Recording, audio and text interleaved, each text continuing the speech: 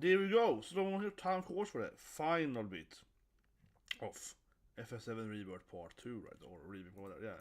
So I think my question, I think everything is of course, will Cassie die or not? And I'm just kidding. That was last stream. Poor Cassie dies, right?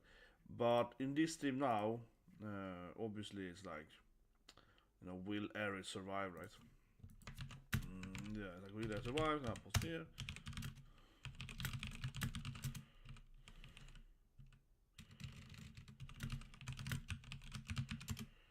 Okay, bam. So yeah, I think we're all wondering, right? Will Cassie make it? No, but like, is Aerith gonna die? And before we start here, let's say Rufus sitting here, right? This is the beginning of 2014. Yeah, Sane got attacked by Sephiroth, as in the Ouija game and so on. But before we go into it, I wanna say immediately, right, that I think I keep saying I said it for like years since part 1, but I think that Aerith will be alive, right, in the final of the game, that being said, sure, I expect Aerith to die right now. I expect Aerith to die in this part, in this chapter. Then of course we get part 3, and then we can revive her, right? Because we have this timeline thing. Or so you should see the point of like having these like time loops, right? And Zack is still alive in another timeline, so I think both Zack and Aerith will be alive, right? When you beat them, part 3. But I think she will die in this chapter here. I think we have a sad Aerith scene. Or let's do a switcheroo and Tifa does that. That'll be interesting. I don't think they would do that, but that'll be interesting if they dare to do that. But no, I think she will die and then you revive her next game. And I'm also I hope to see how Zack does, right? Like I definitely think that Zack's gonna be playable in the next game. So what if Zack, this part here might end with like Zack coming over to our dimension or something like that, right? So let's play it. That's my theories. I feel pretty confident that Zack will be playable, so. High volume. Oh yeah, enough material. I don't know why he keeps working with audio. Jag håller sig att jag har det med. And the file ska ske.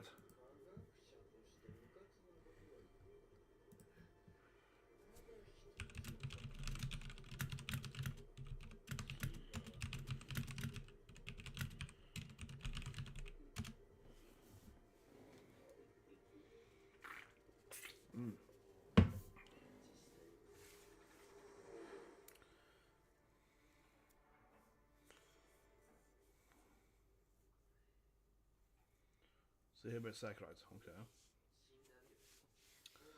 But it's of course another universe.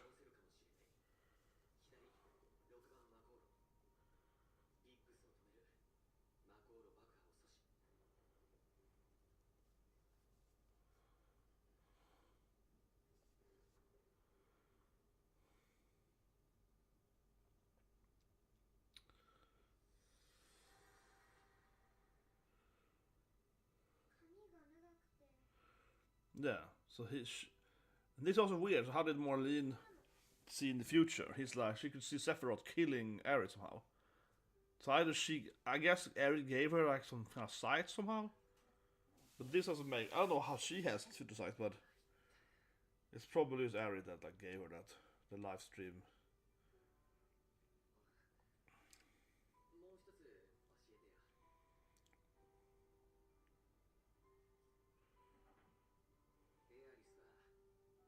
Oh my god, does she like Cloud? Yeah, she likes him. Damn it! This fucking left.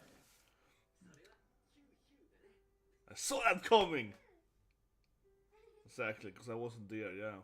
Oh my god, so sad, Zack. Has she fallen in love with that Cloud guy? God damn it. God damn it, man.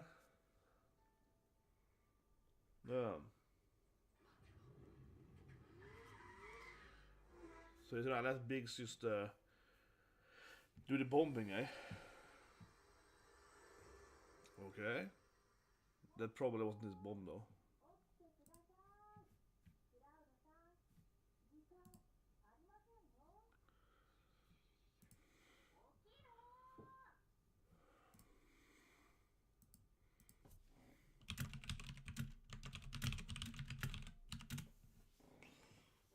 Okay, cloud gets up. This is the other cloud then.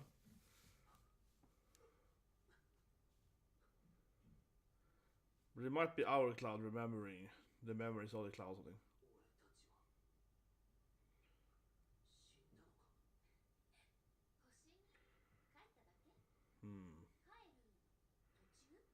Homeward. Yeah, it's called a dream teaser. See, now the game is gonna diverge a lot, right? I think the game is gonna...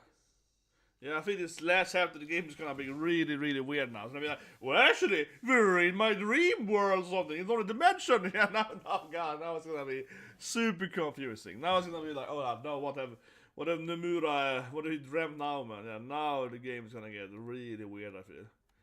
Oh no. It's gonna get confusing.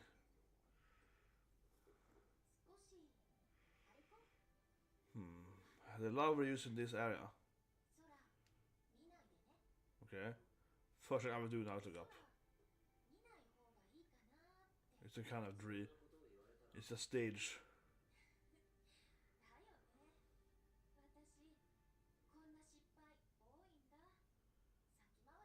Okay, now I really want to look up, right? Yeah! You can't look up. It's like, I really want to look up in the sky now. It's probably not Midgard there, because she's like, in her dream world, no Midgard ever existed. Yeah, exactly. It's just a heaven there. Something.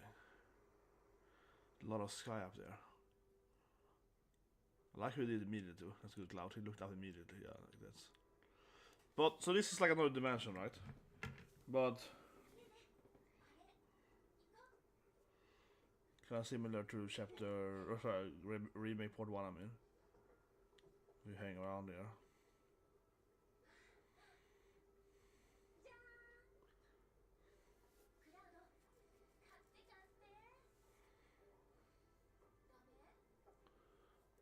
This is weird, but I don't know what she's just... What's the point of this thing now? Like, why isn't she... What's the point of this thing? I mean, honestly, Aerith is like, yeah, we're stuck in the dream dimension now. Maybe she could say something about pouting, I don't know.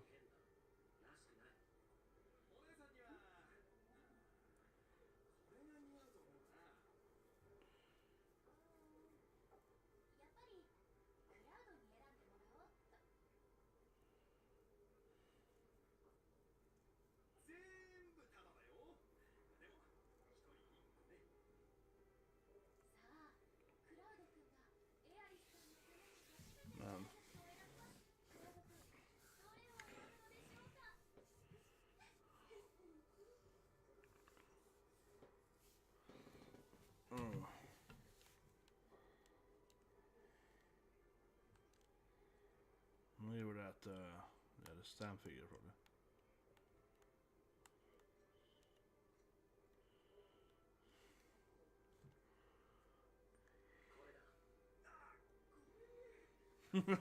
I want to give her the figure.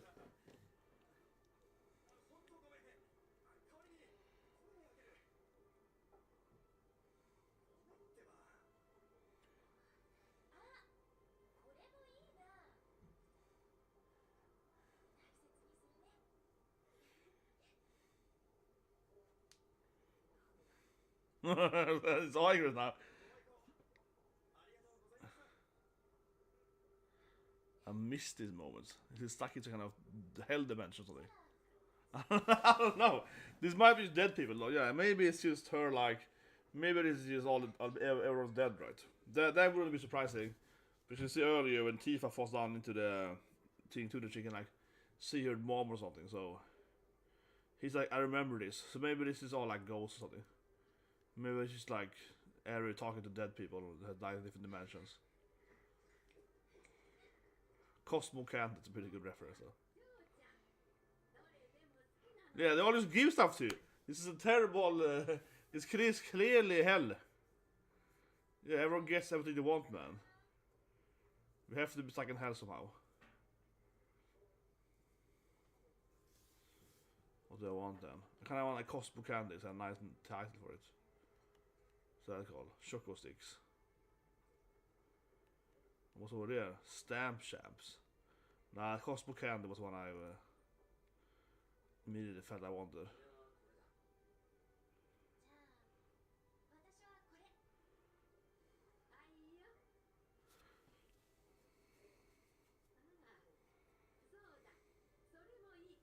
Why does it also have a secret? I actually have this super candy.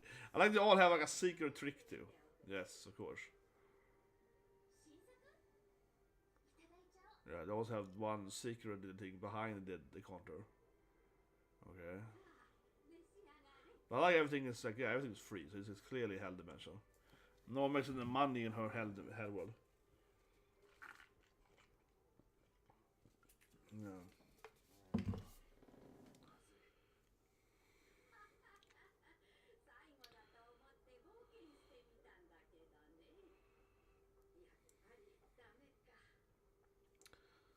She's dead. Yeah, a little more amai, yeah. More sweetness, sugar to it. Cloud is like, it's terrible! Crazy old lady! Yeah. A lot of Cloud is like, God, terrible lady. I hate you. That's good, Cloud. Tell her off.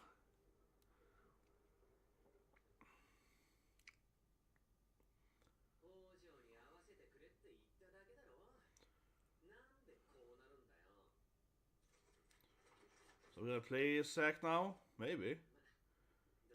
He's basically just black-haired Cloud, right? Hello, bro. Going to do Zack play here.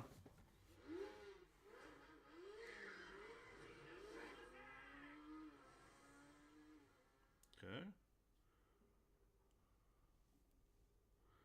Or he's buying candy.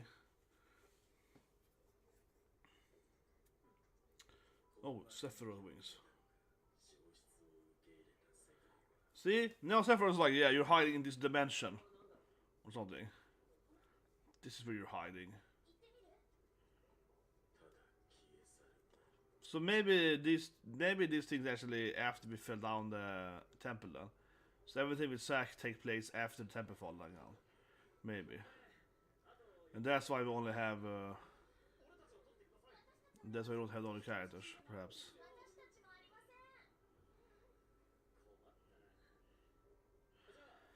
Yeah, maybe everything we saw with with Zack and Cloud and someone are actually this hearting, nice. I like Cloud stands there basically. Then now we can pick a pose here. Okay.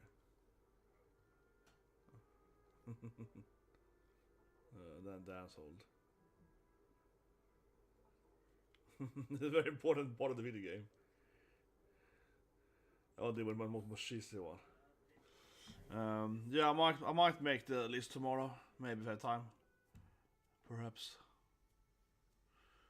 See, Wednesday. Yeah, perhaps.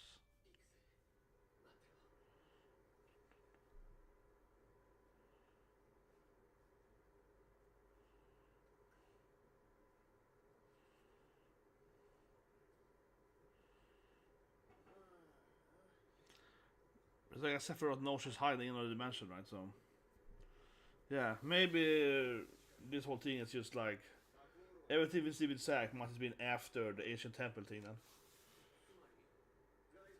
And the Cloud and Aerith he found was actually the one that fell down from the temple and not the helicopter. I guess.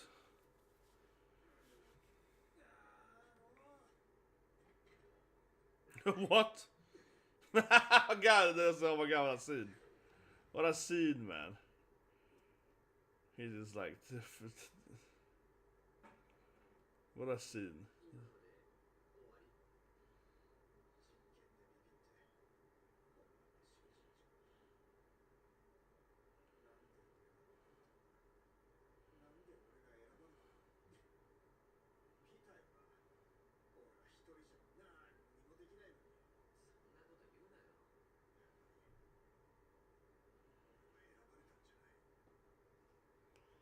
He's in hell. He's stuck in the arid hell dimension.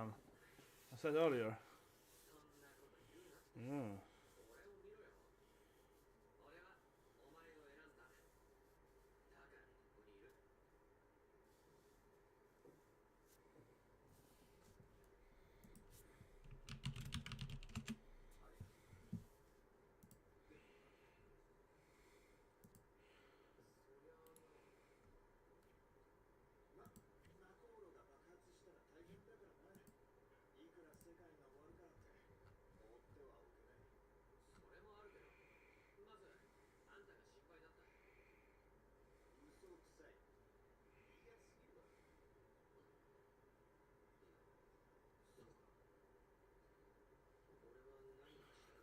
sand then tomorrow.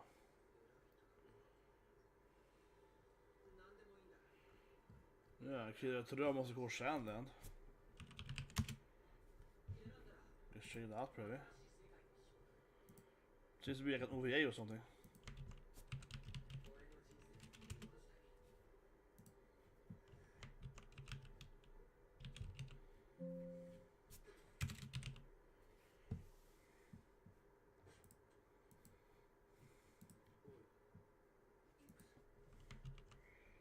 Basically died?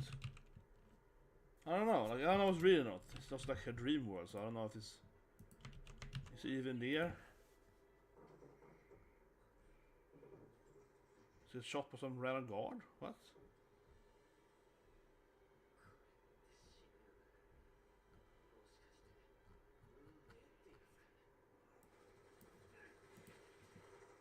Huh.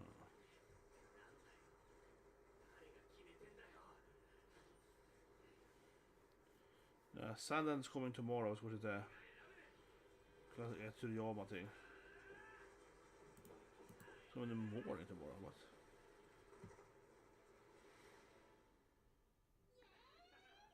What about this thing? It's a very confusing what's happening. This last chapter here.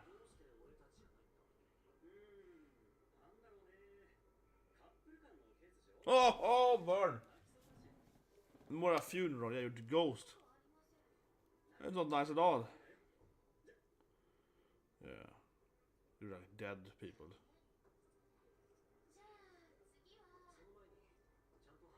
Yeah, talk to me.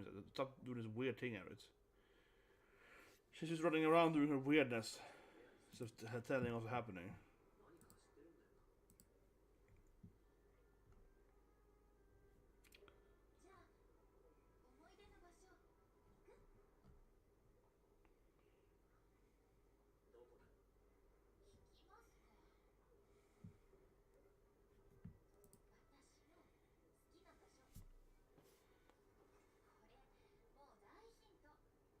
Yeah, it's a weird, like, dead dimension. See, Aerith is tormenting all these ghosts, right, with her this dimension. Something like that. Oh, it's well, no, yeah, but how'd I get this on it? Suddenly it was Johnny suddenly. But Johnny's alive running his cool hotel though. It's yeah, he's like Costa del Sol.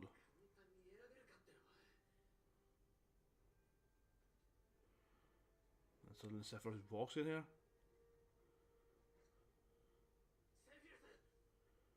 Waiting for Aerith, I guess, or something.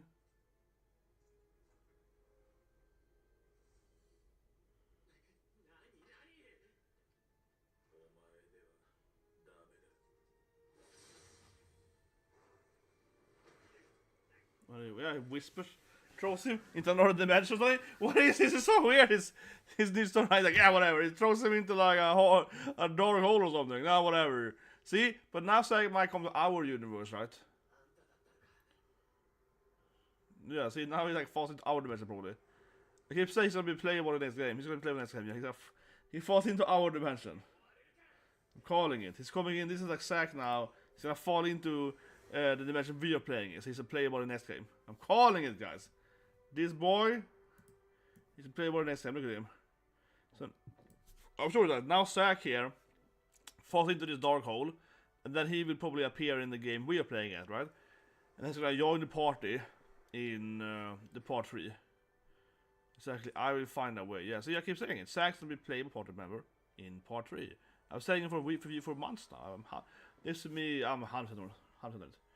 Yeah, he obviously joined the party now in the next game. Definitely. But now we're gonna see Aerith probably. Aerith and Cloud to get to the church though. That's what he was referred to earlier, right? Yeah.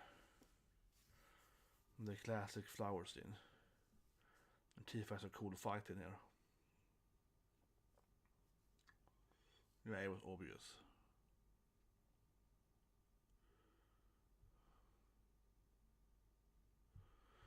Next time.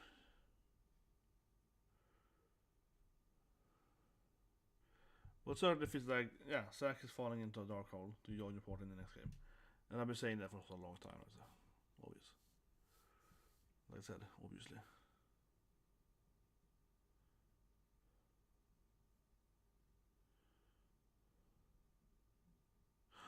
I like you. Here we go. To confess to us? Maybe. Yeah.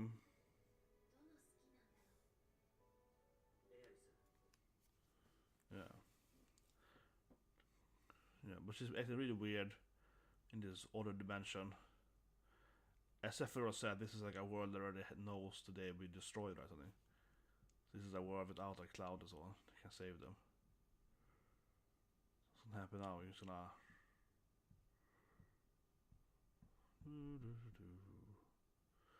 See, she knows she's gonna die basically. Yeah, it's so weird. This is like Aerith's like, I'm gonna die. Yeah, same stuff. This is like Aerith knowing she will die.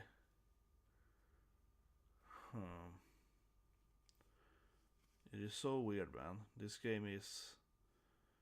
See, they both Aerith and Sephiroth are aware of that they're in a time loop. So she's like, yeah, I'm gonna die now, sorry. Yeah, it's like, what? Yeah, she seemingly is very clear she's gonna die, right? Like, she knows it. Yeah, she gave it to Zack, right? Another one. Her ribbon. Yeah, she has the white materia to defeat the black materia. Yeah, it's about saving the world. So this is getting weird, man.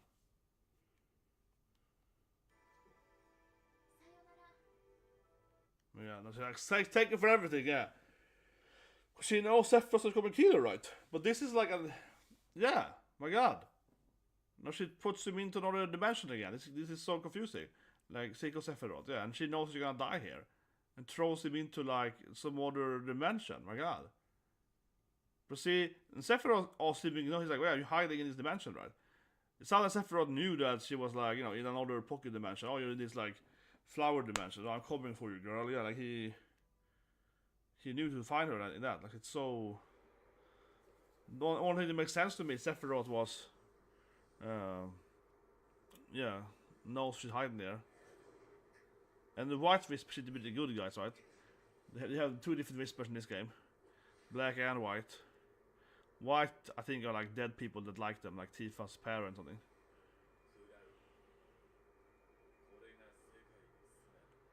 Yeah, of reality. It's just materia or something. What? Oh god. It's getting weirder and weirder, this game. See, it's all about Umer, right? Fate. Yeah, it's all about fate. See what I mean? It's clearly like Sephiroth being all like, that's right, with time traveling, yeah, it's fate of the planet. But this is how this is our sequel, right? Because I'm guessing the story is going to be that Sephiroth that we killed in the first game, I mean the OG game, right? He somehow created these timelines because he was like, oh, I died when I remake the world, I suppose. And that's why we're having more than one timeline, something like that. So he had to be like trying to escape his death, right? So like, don't, yeah, okay, interesting. Sephiroth's like there. Yeah, it's homecoming. As Aerith said too, he's like, yeah, whatever, they're dead. Yeah. That's really interesting. Sephiroth's like, no life matter because they're all like illusions. Yeah, they're all endless.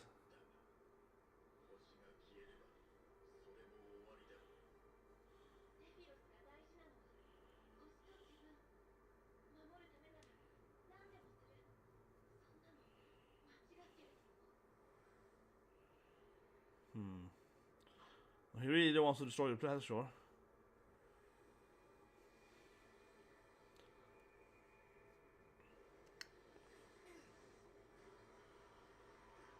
But I don't know why Sephiroth cares about Cloud as much now, because now we hear the has the black material. So why does he now care to like explain this to Cloud? So yeah, I don't know why he keeps trying to like explain it to Cloud. That is kind of weird, because he already betrayed us anyway. It made more sense if he was doing it before Cloud betrayed them, But now, given the Cloud has betrayed him already, I don't know why he doesn't care anymore what Cloud believes in.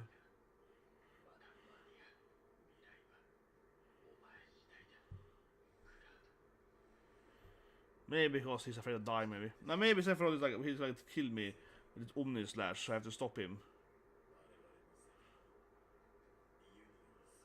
Maybe.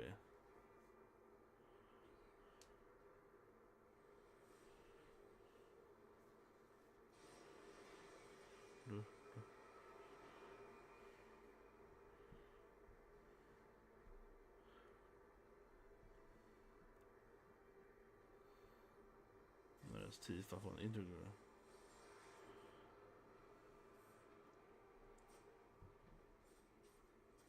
More of the...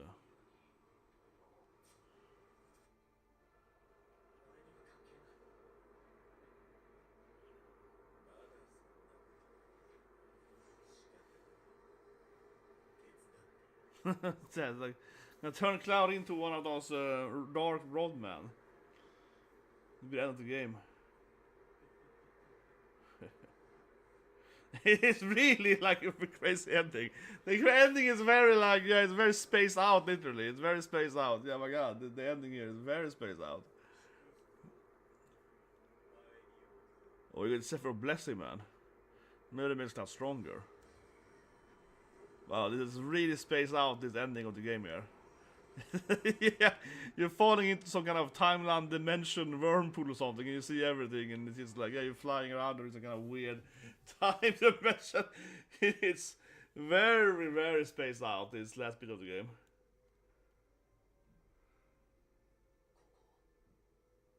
This is probably after yeah, and he gets the Tifa hit his dimension, right? He gets the white material. Why would he just leave though? Sephiroth actually doesn't make any sense in this game though at all.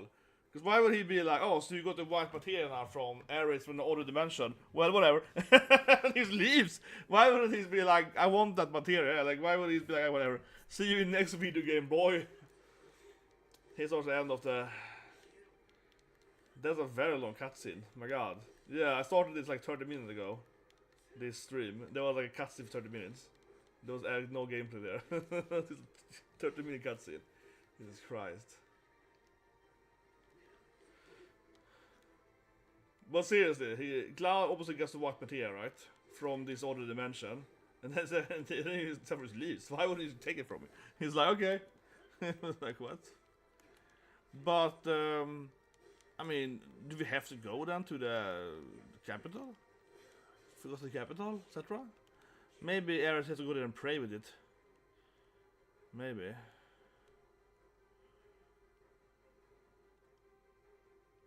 This is a forest underneath the ancient temple. See, there are white ones. They seem to be good ones. I think the white ones are already dead family members, so there's definitely no one something. Yeah.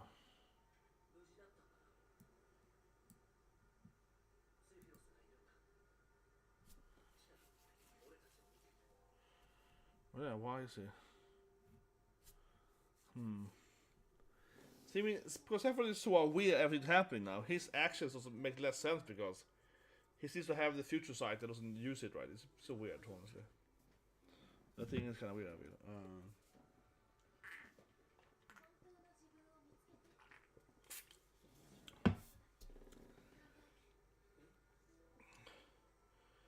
Here we go.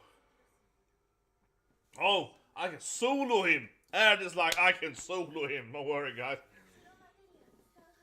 Yeah, I can solo.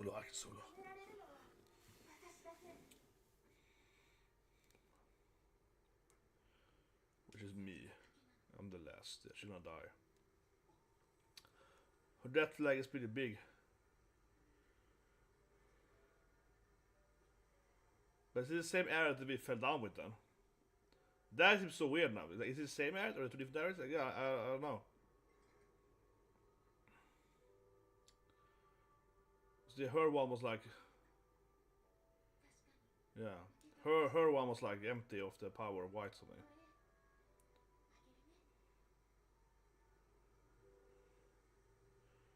Massive rewritings here, but like I said, right?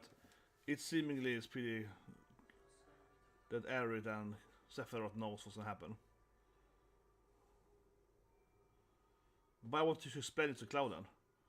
Yeah, I mean, she seemingly knows. I mean, okay, I guess she doesn't want. Maybe she thinks she has to die to save the planet. I guess. Like she doesn't want to be saved. Maybe. I guess that's her argument. She can't tell him the truth because then he's gonna save her, and then she can't save the planet.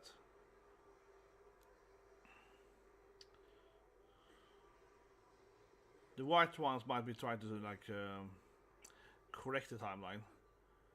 So they're maybe trying to like stop us from saving her. Like she has to die.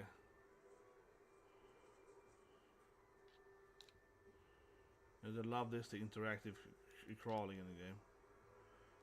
My game playing stamp, I think it's just tedious.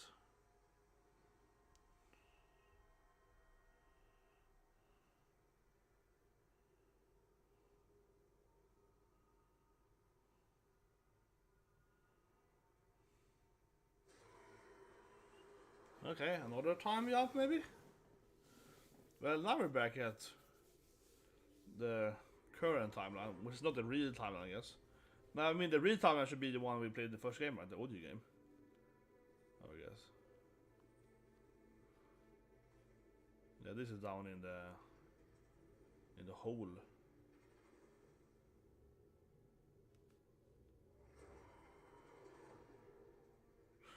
That's it! He's alive! It's like, no! He's part of a team again! Sid's also like, okay, I'm leaving or whatever. Sid is playable in the audio game in the temple. I know, it's so stupid that Sid is not playable. I think it's silly, really silly. Really lazy of them, really greedy of them.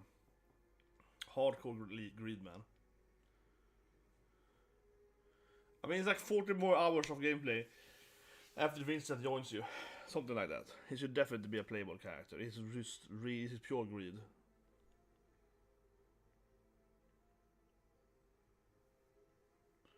But I guess they're carrying Cloud now. And not as like we have to go to the ice place. Same trees you saw there, yeah, those like kind of crystal trees. Yeah, now she's like, we gotta go to the ice place. Like I said beginning of the stream, I think she will still die, but we will save in the next, you know.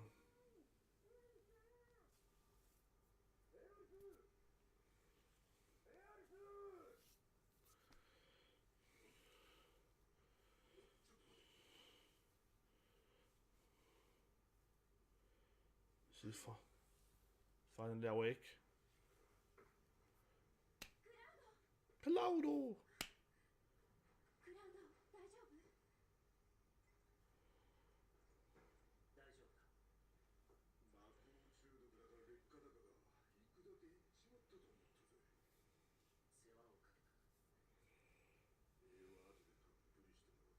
Yeah, Brad's like, okay, you know I carried you, right? You know I carried you for an hour, bro.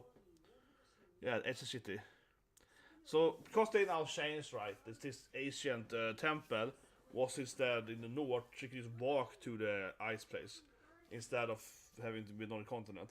But I think that makes less sense though, I think, from the north standpoint, because SADDER was this like mighty people that control the planet. It would make more sense they would have the dark materia far away from their nation.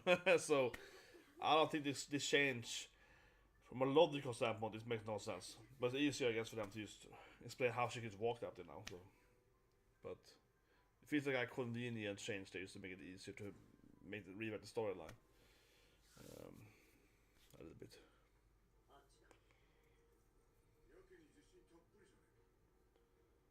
Maybe they can. The Whisperers. But yeah, I mean, it's gonna be our last game here, right?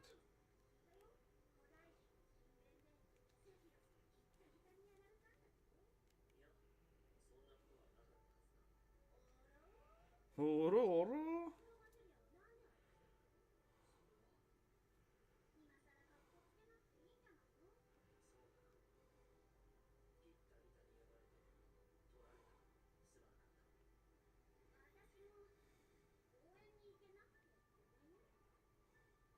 Didn't the sequel give it creative? I've been from the first. It's making no sense. I come later. What?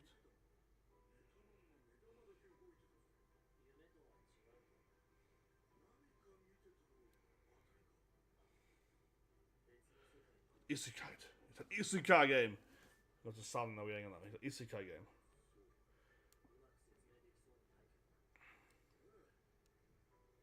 That's not good. I don't want to hear that away. I don't fist me with your shenanigans, lad. I don't want to know.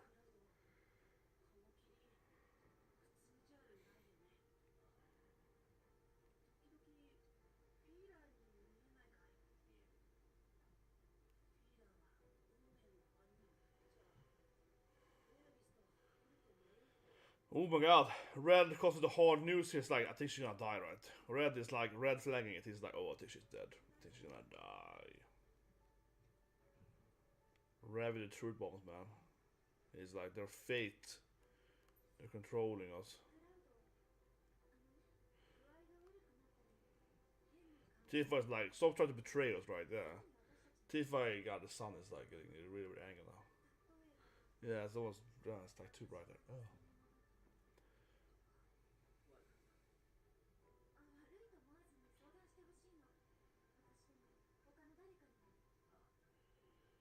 But yeah, Tifa is like, stop trying to betray us, okay?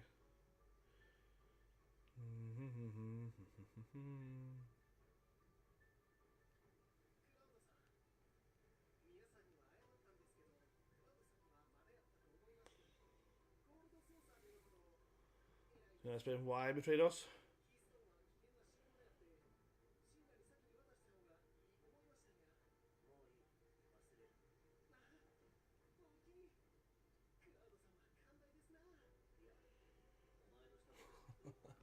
I still don't trust you, cat sit.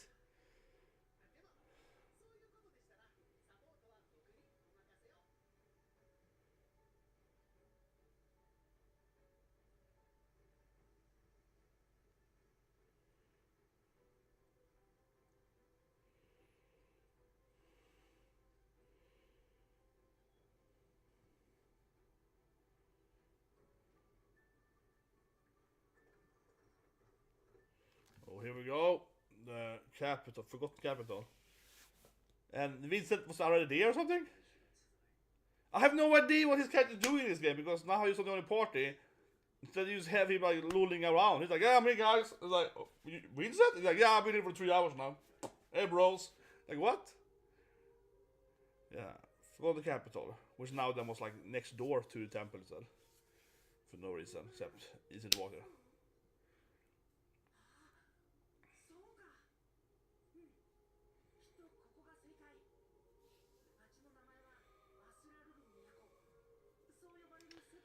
They love this in fantasy. The forgotten continent, yeah, they forgot the continent in 9 and so on. They love this, like forgetting capital and so on. They love this stuff.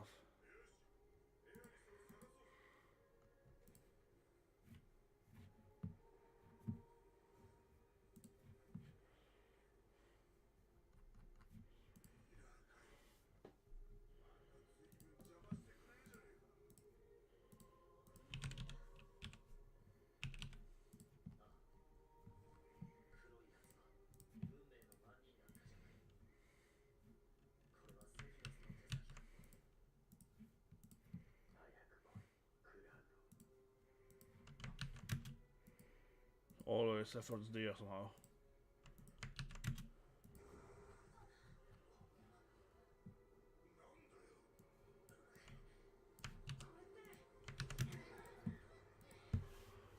Whoa!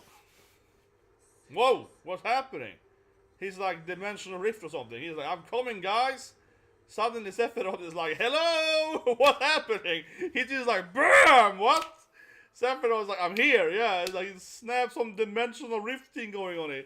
He's like, yeah, bro. Okay. He arrives. The pretty cool arrival there. Yeah, he's like, yeah, I'm gonna kill you again. Every time, Loop! This is his favorite hobby now. He just comes back here to kill Aerith every time he gets here. They've really changed the thing. I mean, the reunion, yeah. Man, Sephiroth's like... But I guess it's gonna... In the last stream, in part 1, right? you fight him and his clones or whatever, and it's like weird dark realm kind of thing. I guess he's gonna rework this capital to the same thing again here. Yeah. See if I get it right. Exactly the same. So in the audio game, her death of course cost more shocking for you. Sephiroth isn't outside the gate doing like dark dimension stuff, yeah, so I don't know. Now, most people probably already know she's gonna die, but yeah, her death flag now is way more obvious.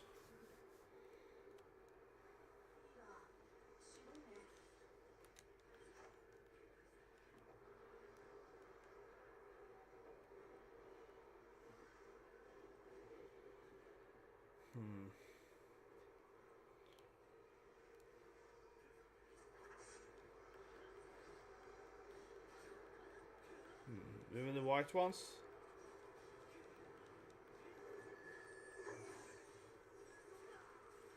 Brutality ward. You can like Aerith then. I guess it's supposed to be dead Setras then. These guys.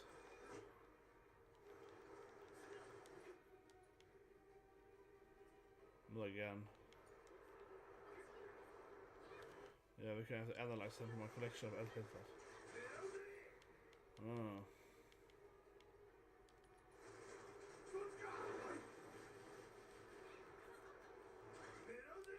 Class is an ability, counter sense.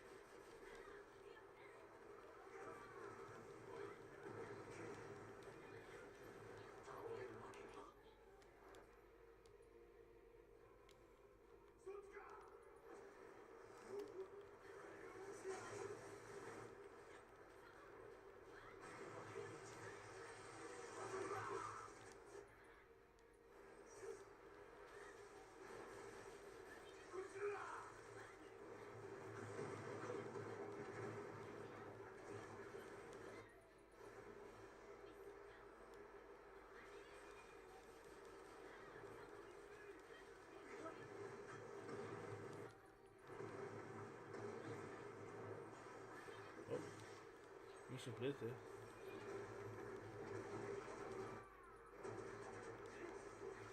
Boom, boom, boom, boom, boom, boom, boom, boom.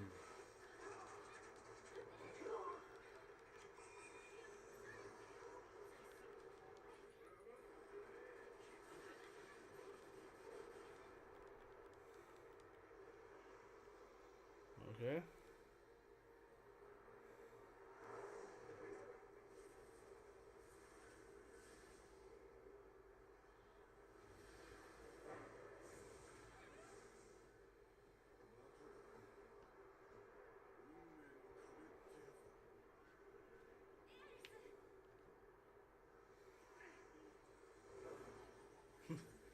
Red is like, I can do it.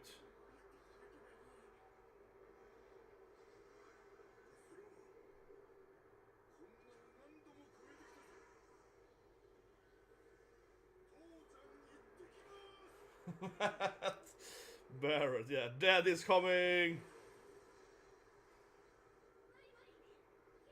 Yuffie's like, no. I wasn't even try that. Yeah, it's like, no. Good, Yuffie's like, actually, you know what? This is stupid. I'm not gonna do that.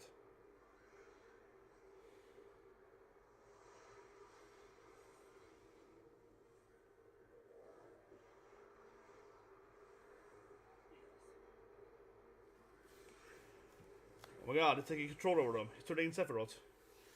Yeah, he's like, control you, my whispers.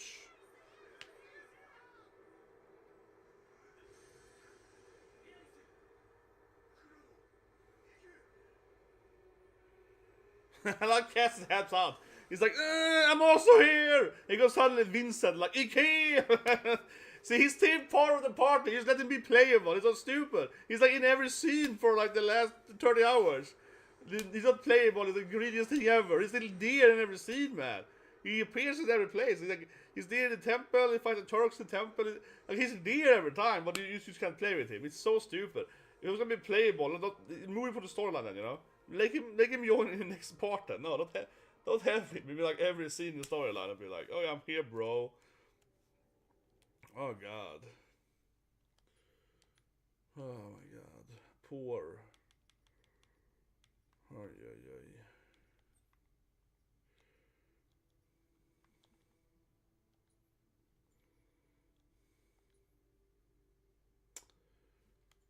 I wanna have my asses.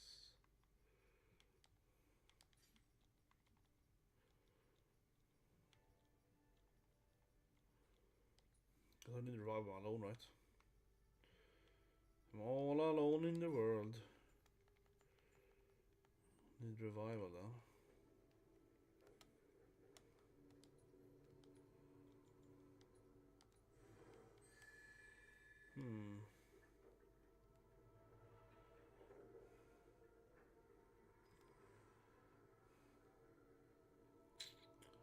Yeah, the sun is coming on here. Nice. Yeah. Slightly better.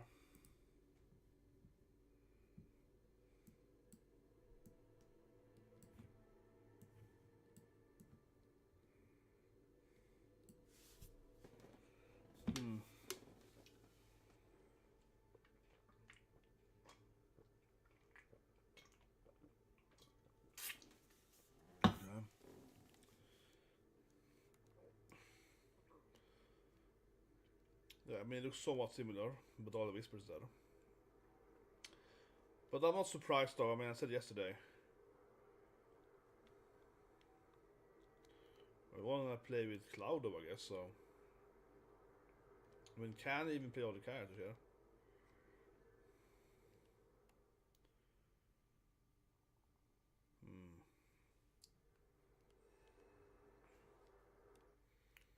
The final boss fight is be purely Cloud.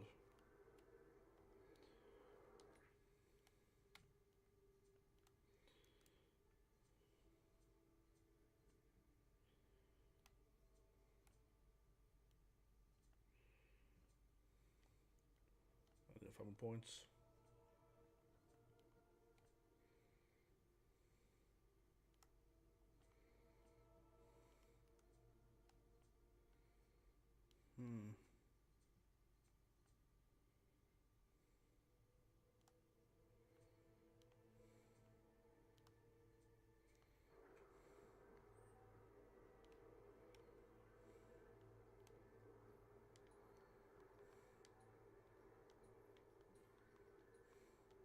Oh, Phoenix Downs should be good. Come on, hello, yeah. Very useful. Last bit of the game here. Cheaper Phoenix Downs.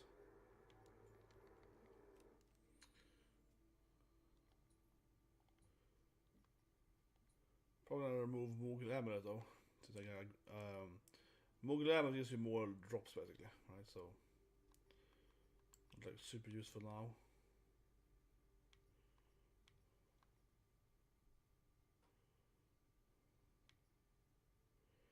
Yeah, the Scepter and stuff, I don't give you any space.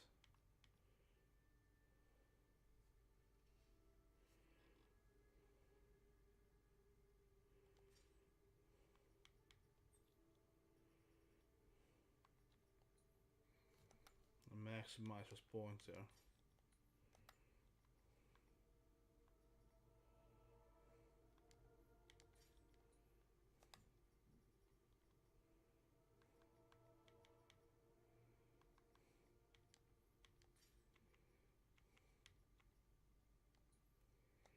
I am the leader anyway, so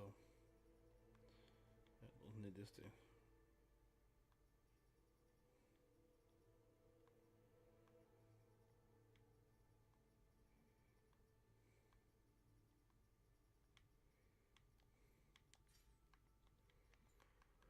And yeah, remove the amulet, so you increases your drop rate.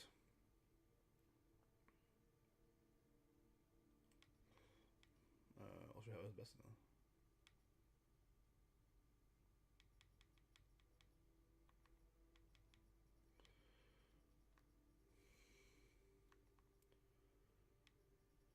For one of these weird items, what do I want to have?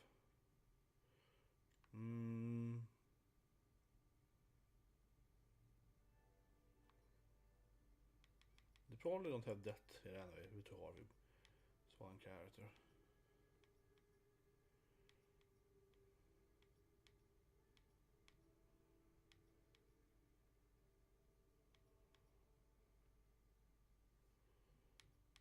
They got the ultimate riotist.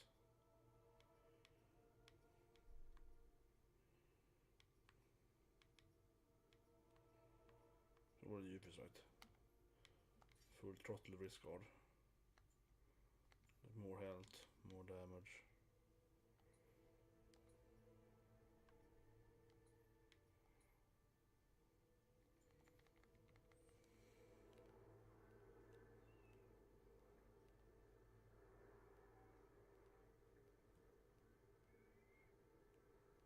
Maybe some random fights until we get to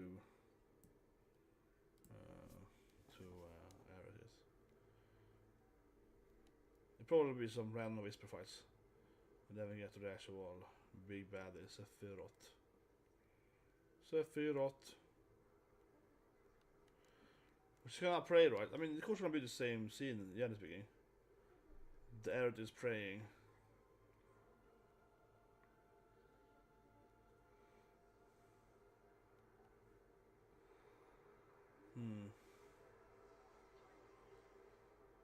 There she is.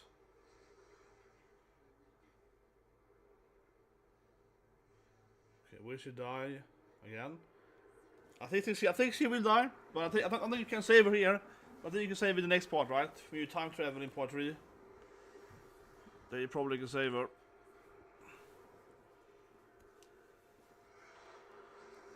Fight all the weapons or whatever.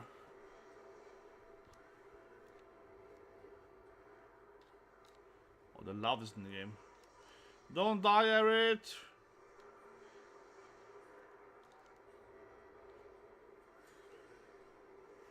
I mean, Zephyr's gonna come and kill her, right? Yeah. Damn bastard, man. Feelings down!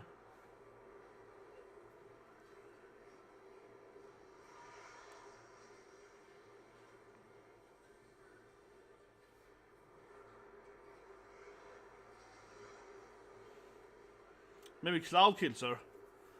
It looks like Cloud's killing Aerith. What is happening? It looks like Cloud is like, I gotta do myself. Before Sephiroth does it, what if I do it? Yeah. What if I do it instead? That's way better.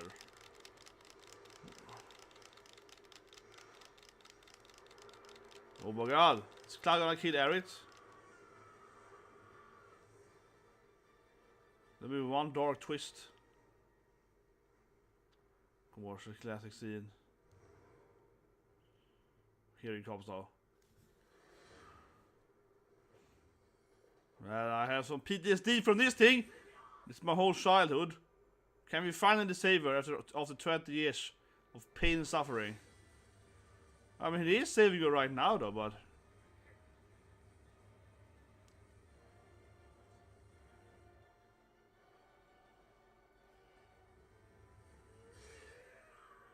my god, did we save Aerith?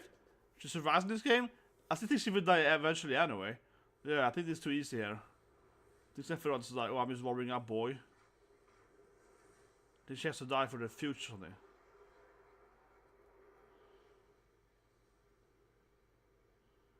Okay. Seems really weird now the katana is next to her. Oh, the blood is coming anyway. Did she still die? What? What's happening? Did Cloud die dead? What's happening? She still died, but we just blocked attack. That what happened then? Some kind of weird time shenanigans. Aerith still dies, and of course it drops the white ball thing, the white material. Always, it's always right. She still dies.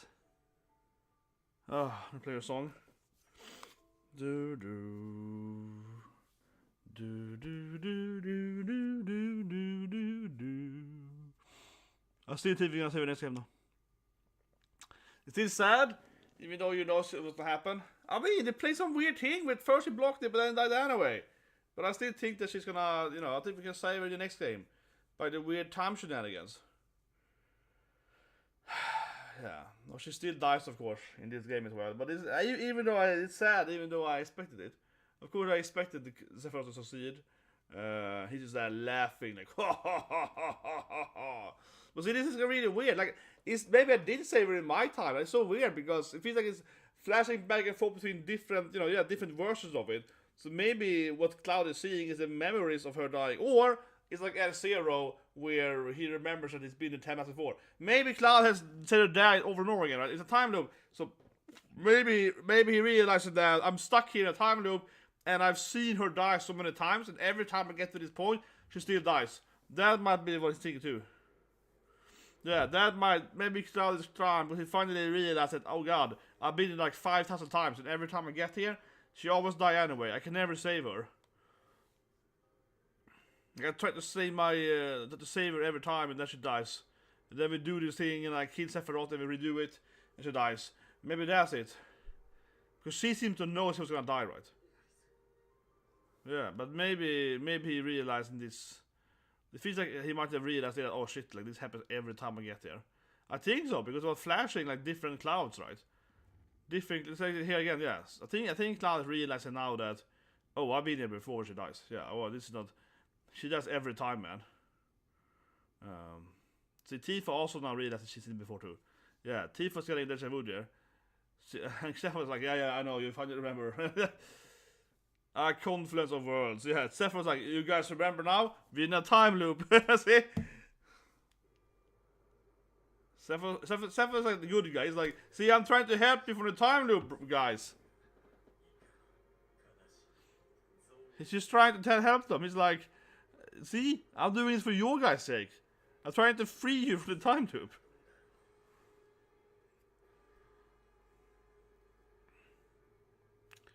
But Tifa definitely realized that she's seen this before. Yeah, because she fell into the Marco stream earlier.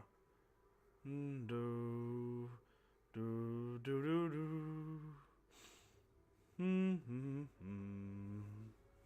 Now, of course, she's gonna die anyway.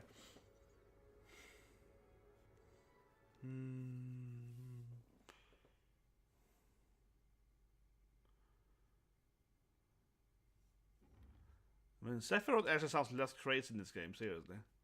Yeah, with all the different time shenanigans and Aerith hiding in her own dimension or something, she seriously feels he's like less crazy now, because he's like, you know what, this is earlier when he said that these are empty. Like, they can all die, who cares? They're all like clones or whatever. Yeah, it's all like they're all like timeline delusion or something. They're all like just they're just copies of another time or something. Like, he said something, he hinted to it like, ah, come on, this has no value. But, okay, so this is really annoying. Let's just be honest here. The game sucks with this thing, okay? So we're gonna play the game now. We finally, what comes in, right? It's like... but one thing that really sucks here, honestly, is that the game before, right? You only had Cloud, and then you have to, and the game was like, this is the last time in the game where you can change your items, right? So you're like, okay. So I'm like, okay, Cloud's gonna have this stuff, it's gonna be good. I'm gonna remove Revival and Cloud or whatever, you know what I mean? I was like, okay, I'm gonna remove Revival and Cloud. I'm gonna put on this thing, because I was like, if I'm alone, right? I expected it to be, I'm only Cloud, so why would I have Revival? Why would I have these things, right, you know? And then as soon as the boss starts, the actual boss fight of the cutscene, it's a team fight anyway. Now, of course, I prefer a team fight. I'd rather have a team fight, but yeah, the game really sucks when it comes to this materia swapping all the time. Because now I'm just like, wait, but I couldn't put materia on the characters. So I have the wrong materia or Cloud. I took some of useless materia, and I have to go back probably and redo it now. It's super annoying. This is super annoying. The game is really bad, and I saw some comments on Reddit about it yesterday, and I wrote a post, and most people really agree with me on that the game really should have like an easy swap, right? Like, just take these 10 materia to that character, like this row materia down here, and so on. But he's even dumber now, because on that save place, you couldn't even do it, right? Because it was like, you could only spec for Cloud. So the game is really terrible when it comes to you materia and presets and so on. It seems really stupid. You can try anyway, but I just feel like frustrated now then, because Cloud won't have his abilities. One thing though, that was just called it all the game. Genova Life Klinger. I mean, obviously, you know, appears several times. But this is called Life Clinger in the... Maybe it's depending on what country you play in it. I don't think she's called, you know, what Life Clinger in, exactly. That's not a...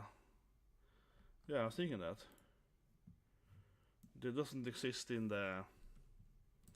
Yeah, you know, right, Life Clinger doesn't exist in... or the game. She doesn't have that in the original game. No. In the original game, see it quickly if you can find her real names. But I mean, I knew it like, no, I don't recognize it at all. Genova Life Clinger. So yeah, you fight her 4 times.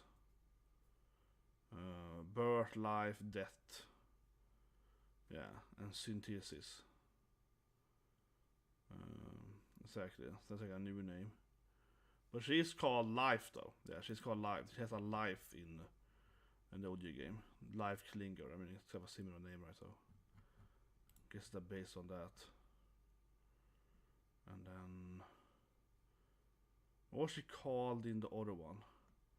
I love this track though. It's a great song here, you know. So let's see, what was she called in the remake? They had another name for in the remake too. What was she called in the first report?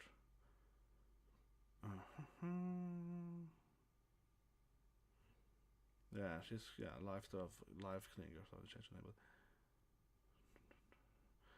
she's called the Dreamweaver. That name actually is stranger. Yeah, Dreamweaver, because nothing's called Dream. Because Bert is the one she's called otherwise.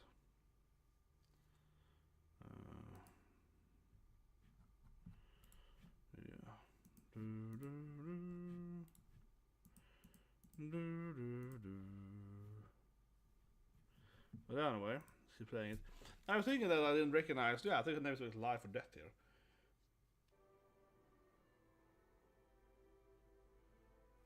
Not playing the Life, you know.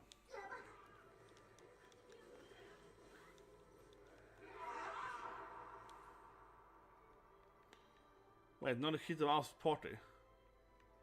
Oh, they're gonna change your team, I guess. Yeah, they're gonna change your team, I guess, while you... So you can't read her. They're gonna change your team while you're fighting at her? I always liked, you know, the last boss fight, of course, in the original game. We had to change your... we had to play all 9 characters. And then swap sides and so on. That was a really cool thing. But she has no weakness then. No. No weakness. But somewhat okay with ice and wind. I guess.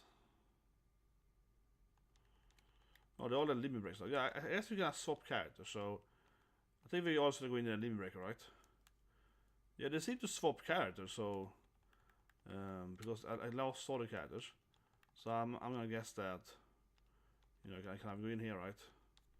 Yeah, we limit break with red, and then we probably get them swapped out later.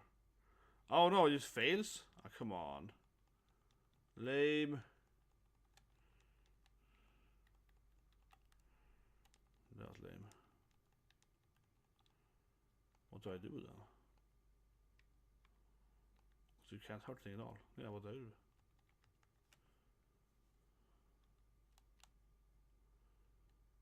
Yeah, it doesn't say what you can do at all. I just wasted one limit break. Yeah, like because you can't do anything.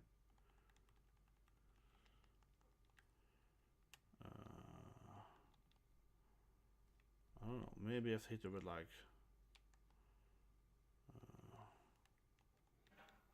the BS. No. Heal, I guess.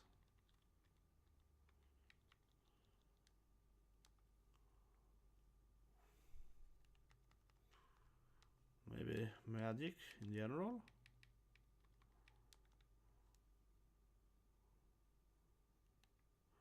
Oh damn, they dropped my spell. Huh.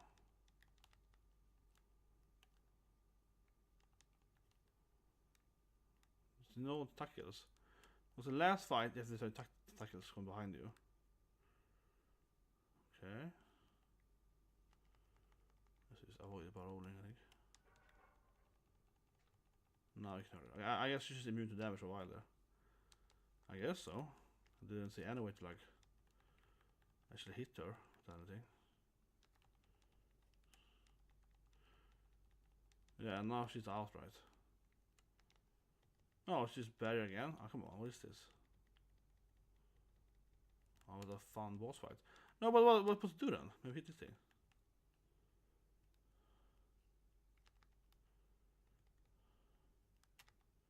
Yeah, she makes a barrier again, but hit the tail at her. No?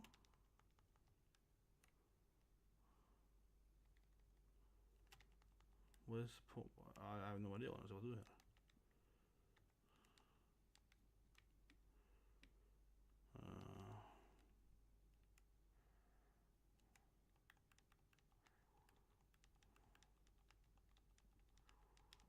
This is like, yeah, what can I...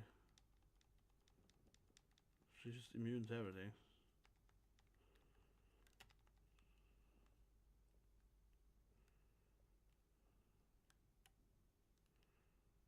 He just stands still, yeah, he doesn't do anything. I have to just wait until she's like out of it.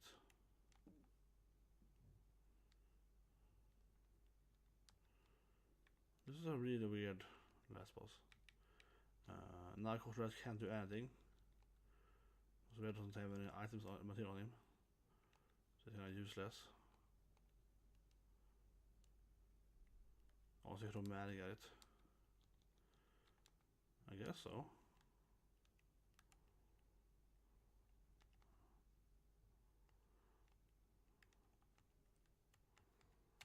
Red only has one magic. He only has thunder, yeah. God.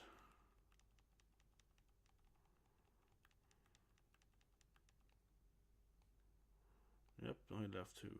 What a weird fight.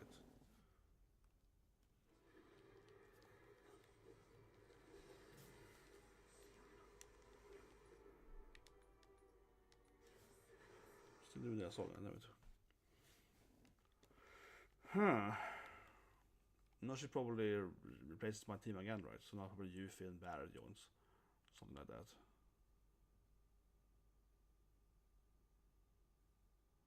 Let's actually call it. Are they all join? What?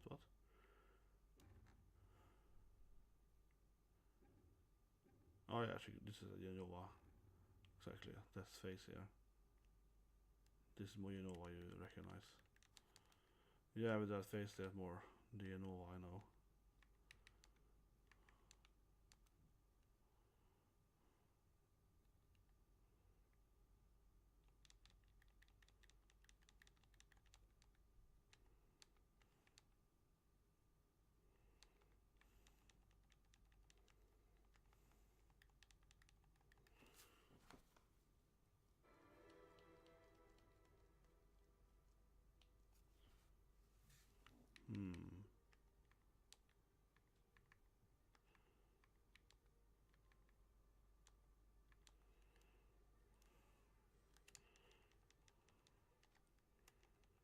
Yeah, I wonder why the game is plays Tifa and Red for some reason.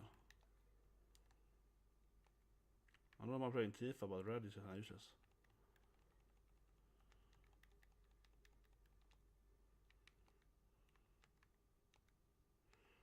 Well, Tifa has the wrong, you know, yeah, it's just so annoying.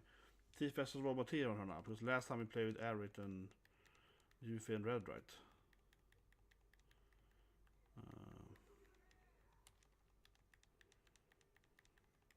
Yeah, the game really sucks when it comes to forcing you to swap character all the time. Putting you in these like weird situations. When you swap character for no reason, you don't want to do it all.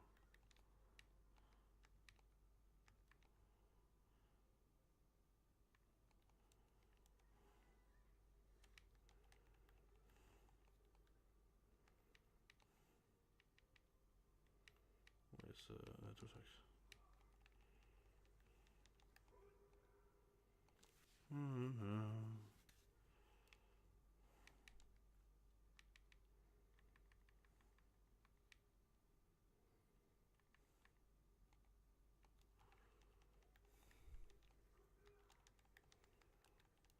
gonna scream now.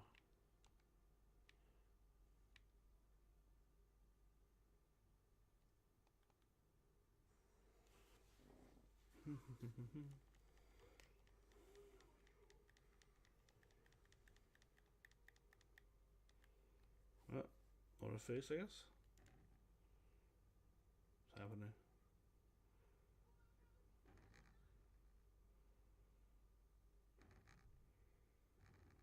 Oh. Yeah, now the game's gonna be crazier. Okay, I've used. Oh, now it's just Tifa and Cats it? So you have to choose Ultimate immediately because, yeah, they keep swapping character for you, right? So it's definitely just do the limit break because they keep, like, changing your party members. Might as well do the limit break immediately and get it out there. Catsit needs to have his Moogle out though. Best cat finally back again in my team. Catsit time!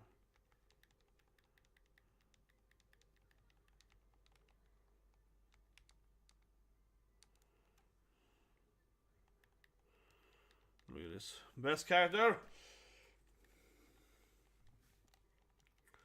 Well, because you couldn't even, like, you couldn't even equip this guy. He's been gone for like 2 chapters. And you couldn't play him to have no material on him. This game is so dumb here, right? So we finally playing Catsit, but remember, because Catsit betrayed us, we couldn't play him for 2 chapters, and they removed all of his equipment since the last chapter players, right?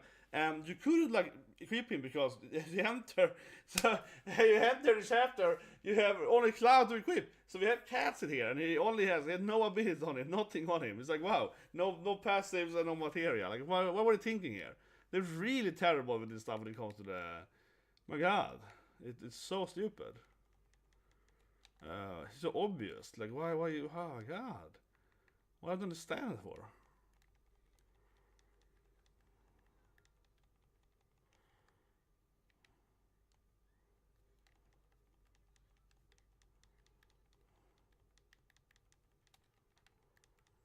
Yeah, so now they got the... Shane's partner. Tank boys.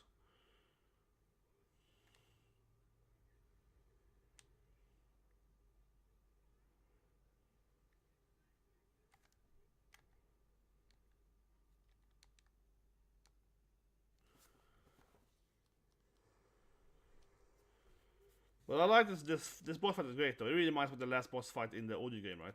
We have to place all the 9 characters and keep swapping sides, so we have to swap her wings, right? In that form. So that's great. It really reminds me of that that classic fight there.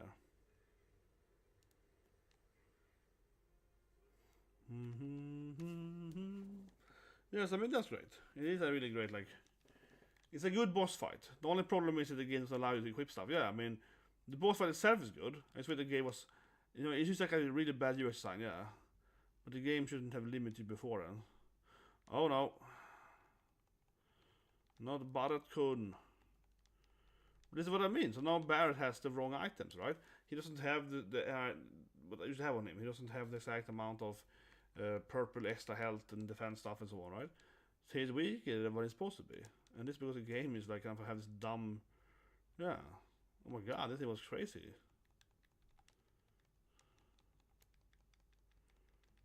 Oh shit.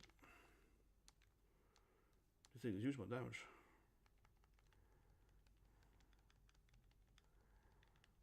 He must have it right there.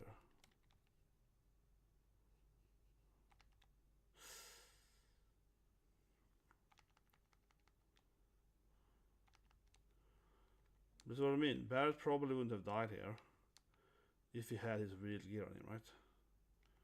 Because then he would have much more life points. Yeah.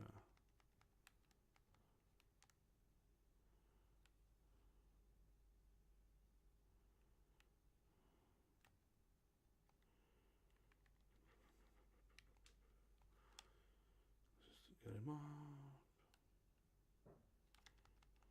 Yeah, I see how that works now. It clearly goes like, you know, left to right, like that laser beam. So now it's to avoid at least. So I get how it works at least, yeah, of course. So not like super hard. I mean, it's obviously the boss is easier then because the game clearly so even though I'm playing on like hardest difficulty, the game is clearly like you know, acting like you are playing it on lower, so to speak.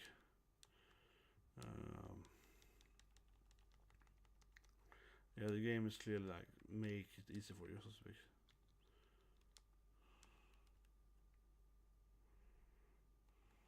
What, did she interrupt me? Oh, annoying.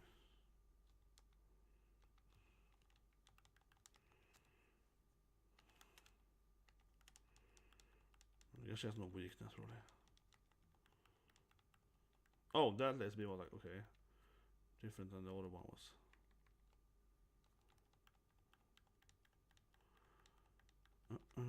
Oh, side. Wow, that was massive damage and silencer.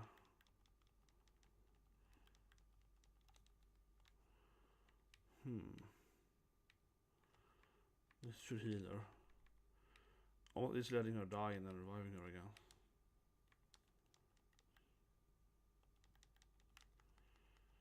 Where are you free from that thing? Maybe in the front.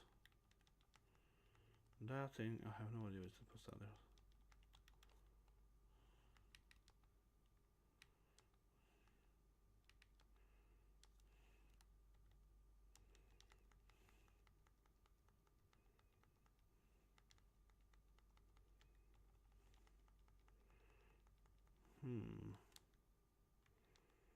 Seems to be safe for you.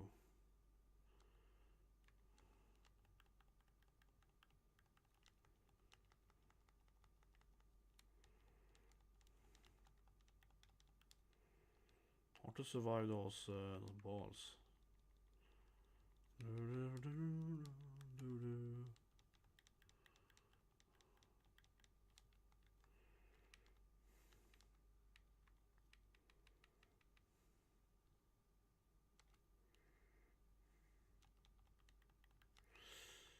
Yeah, that one is dangerous.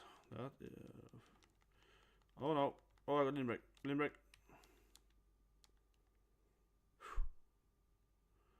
Kill it. Bam. Whew. Here's some cutscene now. Sen ser det losing life points for the poison though, my god.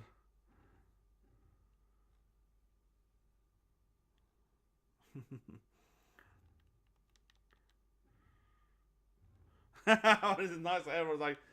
Everyone flies in there like, I'm going, Cloudo! There goes Tifa running on stuff, yeah. Everyone goes in and punches the Nova. Oh, this is great. Everyone goes flying. Bear's like, whoa! It looks beautiful though. Yeah, Cat's it! Finally, best character. He's here. Yes. Even Vincent might appear in the last final moment. Even he was literally next to us, the door open. Literally, Vincent was there. Everyone is like blasting. Limit break time! Man, they went full anime. It's final bit here. I love it. 9,909 damage. Oh, beautiful. The whole team is back again. Yuffie and Cassette, for some reason, is in the party. Two best characters though, but still.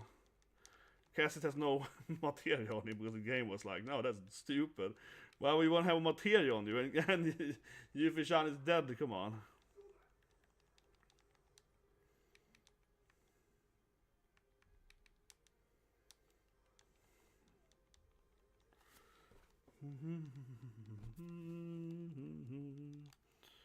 My god, we're gonna die here.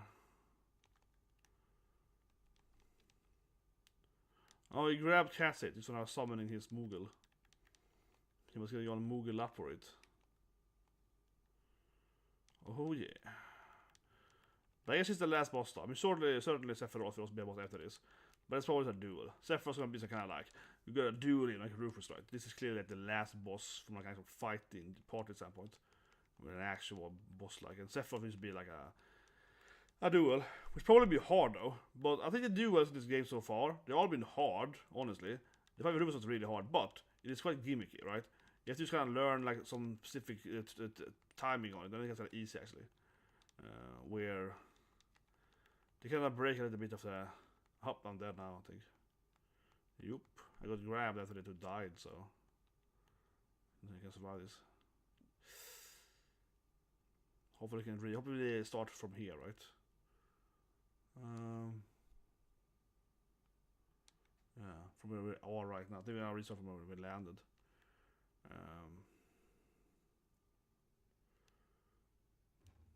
Exactly. But it's like a really bad moment because, yeah, the game has to. You can just skip this, what? Because the game has this like really weird thing of like forcing you. Like Cassette, I keep saying, well, it's like an S tier character in the game. It's really, really good. But because you couldn't play him earlier, I said, right, yeah, he has no items on him. It's like, so I have to play with Cassidy in my team now for some reason. Even though he's like, you know, like has no material on him. This is so stupid. Yeah, they really didn't think this through at all. If this is not obvious oversight, and it's like something every time in the game, right? Where you play as, like every time you swap characters as well.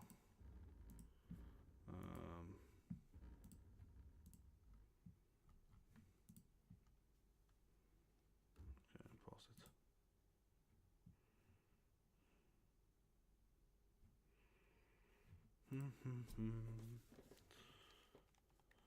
Yeah, so I have to get my life up here.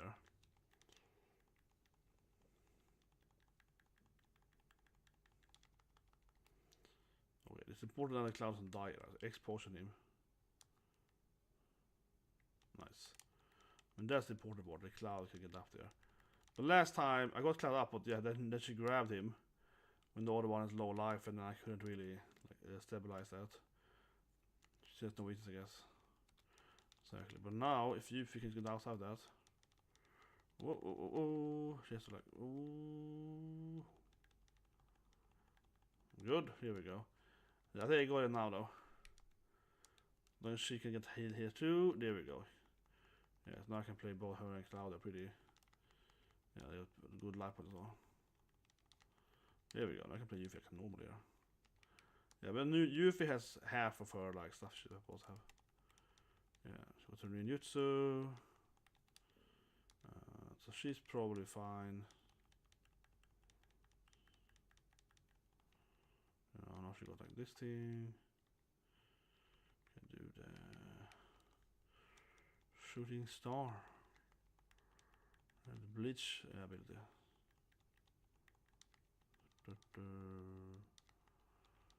What makes the pressure though? He's immune. Nothing new to hit, I don't think so.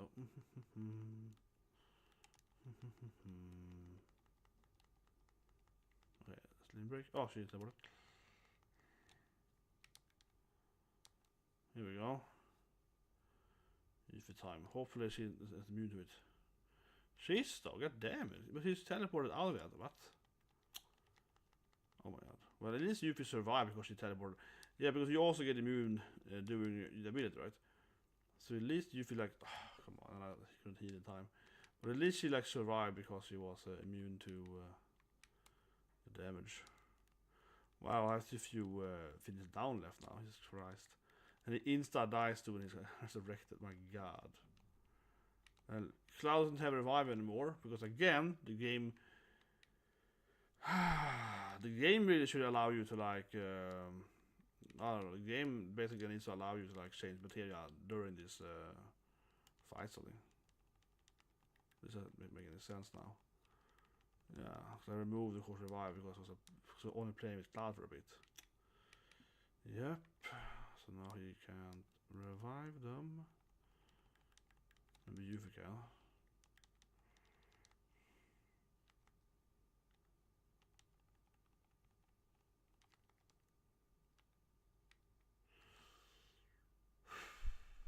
Also has revive. So we only have one finish down left, right? Jesus Christ. Why doesn't she have revives before? I don't know.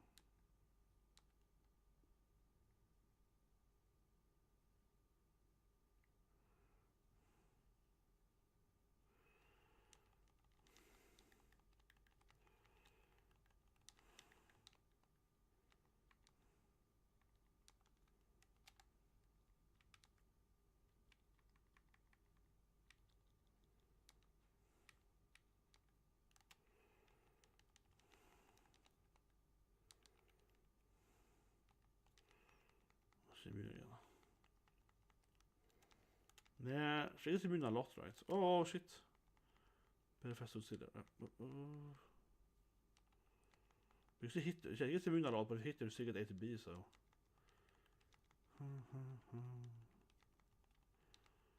Yeah, see what we're hitting here.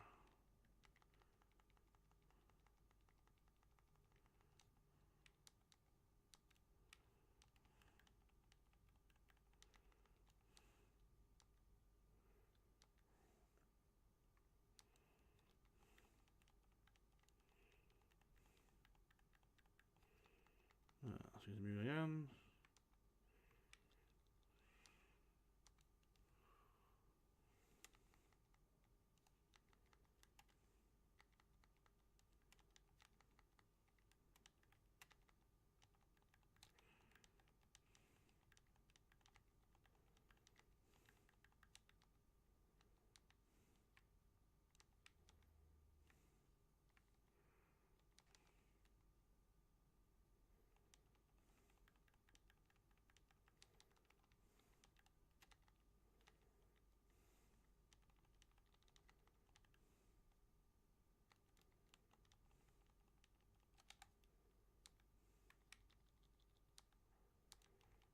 That.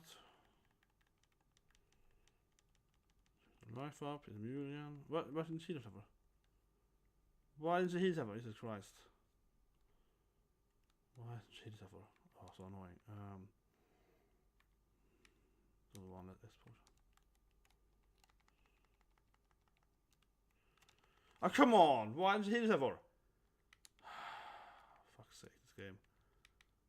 So stupid, and no one has revived anymore. It's so dumb. I hate it. Oh, it's so stupid.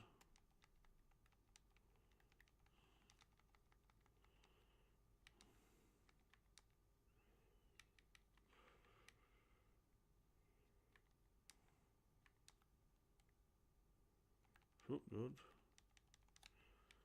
Now I can probably use our synergy attack.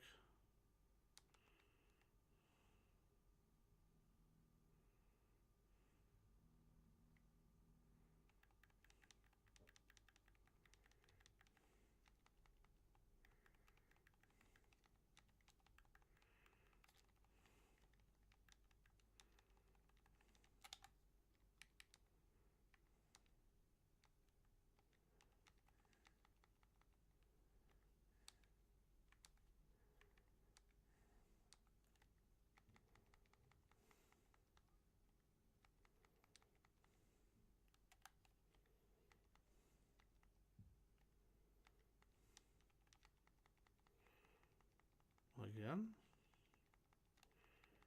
Oh my god.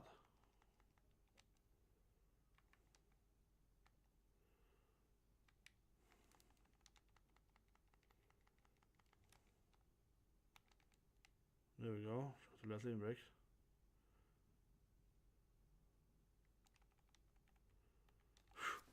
Should be enough for you for yeah. Jesus Christ. But I had like no feelings down left and no one could revive. It's like great.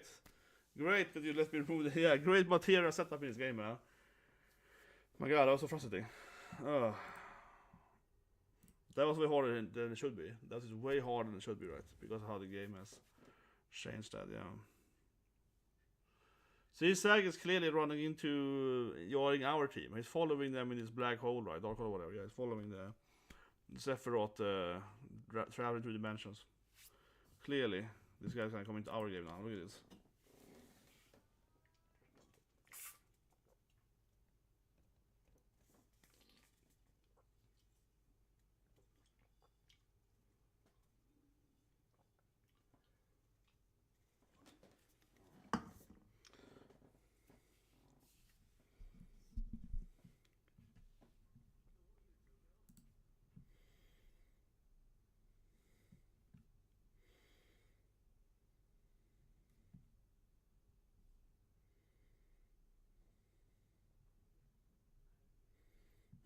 Du städar glad.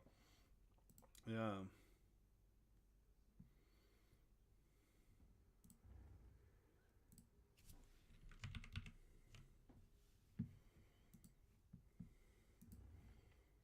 Material is correct. So it seems right. So I call it. Saxon and join the party next game, so on.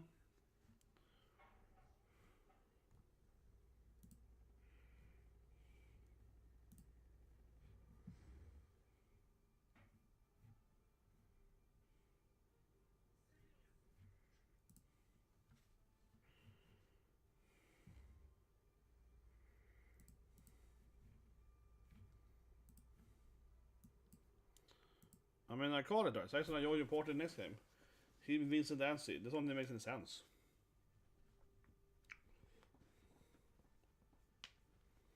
So this is the final fight of the game, of course. Double Cloud, yeah. I mean, Saga is a black-haired Cloud bonus there. It's just 2 Clouds.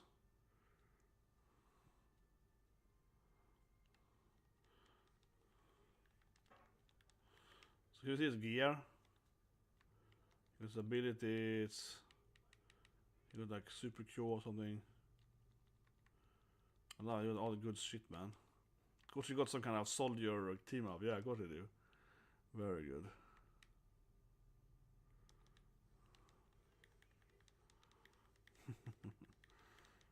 Yeah, but he joined the party. I mean, I said this. I said check with join your party for like 100 hours now. I said it for months that Sag will join your party. I was right. And obviously Sag will join your party in the next game. He's gonna be a party member in the next game.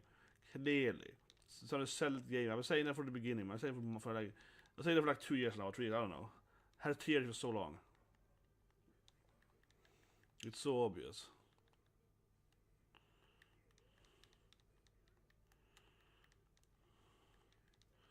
Fighting space Sephiroth. Oh, the game is playing those how the Sag fights. See, this is preparing for the DLC for next game. Yeah, this is like next game, guys.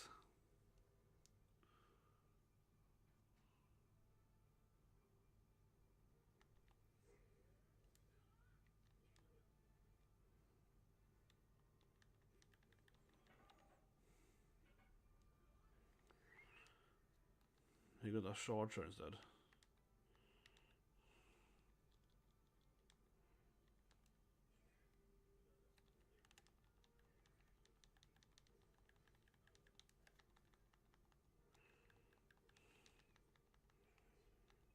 Did not hear from me.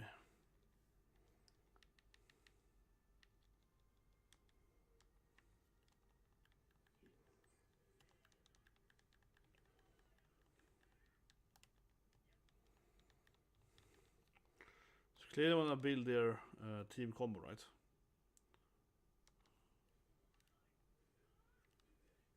Oh.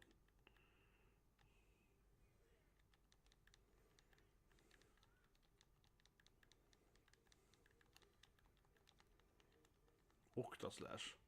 So 8 times then. Let's use one of our combos now.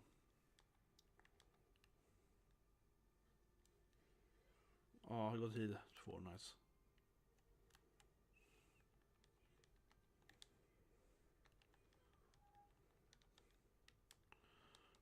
Check it out then, the team up. Yeah, the Cloud Sag team up. Here we go.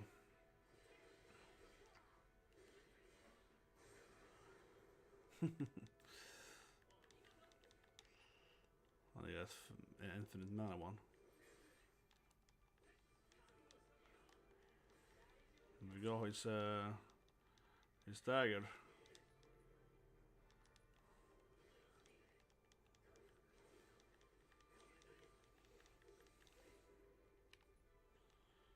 Isn't the hard difficulty? Yeah, it's still pretty easy though. Sephiroth might bring out some crazy stuff soon here. Some shenanigans. He might have 2 lives too, of course. But so far it feels pretty easy. Just keep building up our next meter though. Whatever asks him, I guess. Let's do that. Let's scan him.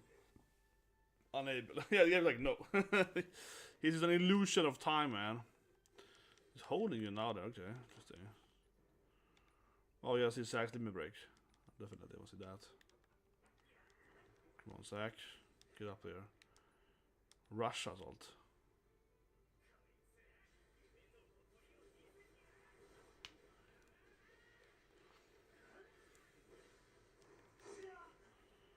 Yeah, he's obviously like the next form, right? This is obviously it's like ho ho ho ho ho. I'm just warming up. See, it's like as a world unites, it's clearly more than one dimension. Sephiroth is like all the worlds shall collide, you know.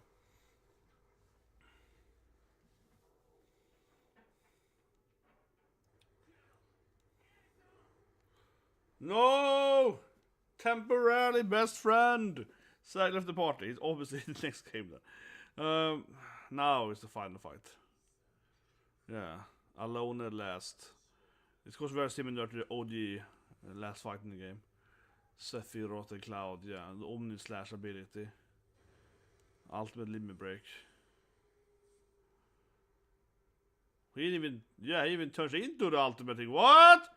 He even becomes the classic form. Well, not exactly, but yeah, it's very similar to the. I mean, it's basically the ultimate Sephiroth form, the one where you fight. Yeah, Sephiroth Reborn. So yeah, he kind of turns into the ultimate form for the creator. Huh. What do we can access him? I want to read his stats. A resurrected being. If it's weird that they're like Sephiroth Reborn, he's dead, but this is like Sephiroth time traveling. What? So even the game here, this is actually very important. Honestly, this here is very important. The game here straight up says a resurrected being who no wields, fate arbiters. So I keep saying it. Sephiroth is dead right now, or rather reborn. Right? Sephiroth has died. This is not just obviously.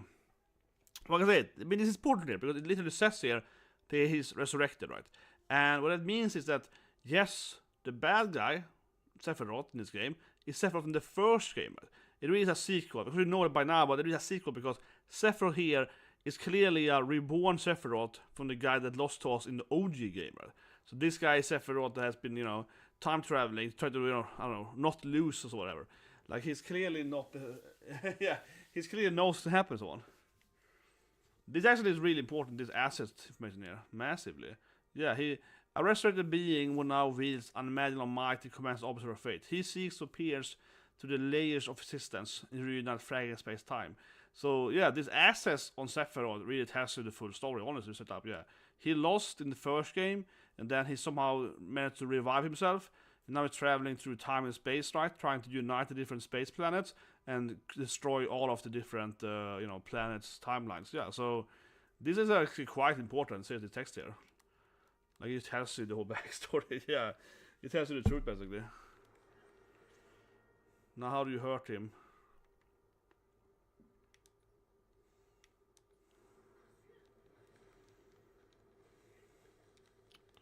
Looks a lot like his. This is a lot like it's the classic last form of Sephiroth. Before it becomes the weird crab angel thingy. Yeah. This is a lot like that form, right? Which you fight with the nine party members. And then, of course, he becomes the angel thing. It's even similar place to fight it, right? This use like weird. Maybe this is how he actually looks though. Maybe everything else is an illusion though. Because maybe this is his form, it's like an egg, so maybe this egg here is his actual form. And then you know what, seriously, is this actually his form? Since he died in the previous game then, maybe he lost his normal human form, and his egg form is what he actually is now. And like this cocoon, I think, they revived. Like we're fighting the guy now from the first game, right? That is, turned into this like egg cocoon thing. So the guy we saw in our game, maybe he's an illusion. Maybe what you saw in Cloud's flashback though, that's probably before he knows his timeline. I guess.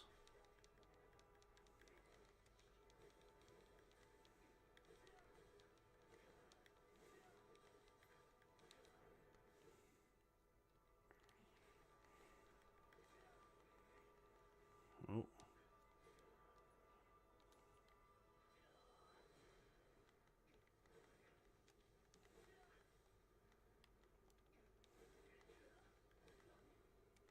No, indeed.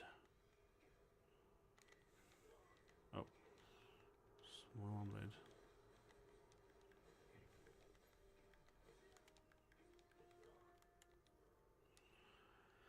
But yeah, I think it's interesting, I think.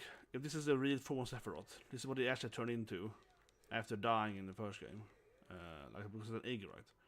And it has to be, reminds me of Berserk, the egg in with guts.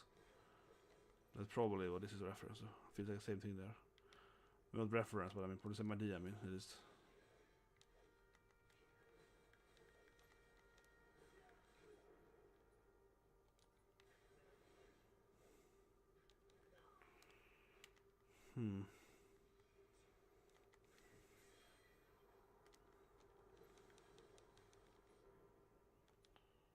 I can't combo with anyone anymore.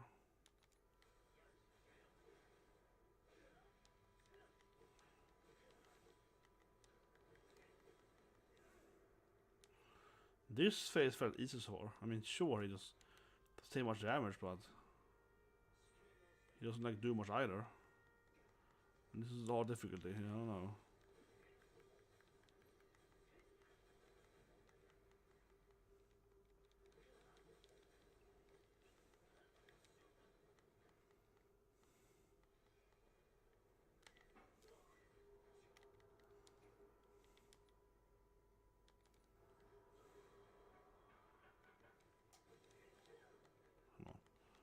I roll into it, that's bad. Oop. I roll into it, terrible.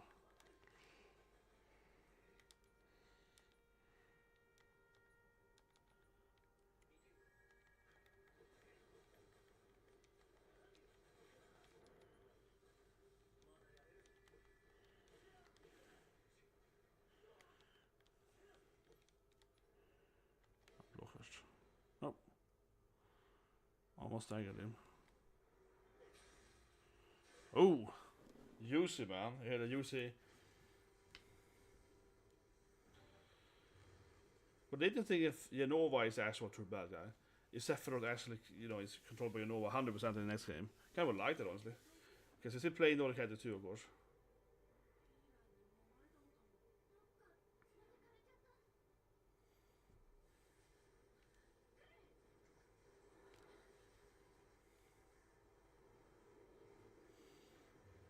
Yeah, this is like, because they're basically playing the OG game now, you know, fighting the different sides, right? Yeah, they're fighting in different parts of the, like how it is in the original game in the creator. You have to fight the different Sephiroth sidelines with arms war, right? So this is basically turned into like the end of the original game now, skipping over a bunch of stuff of course there, but yeah.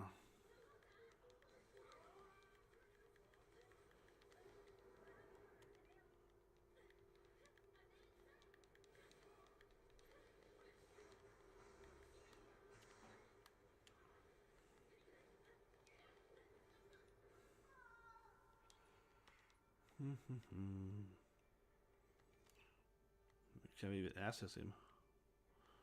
I don't think anyone has access now.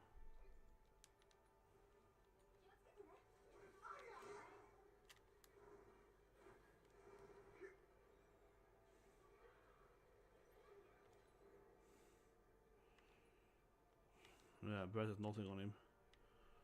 Jesus Christ.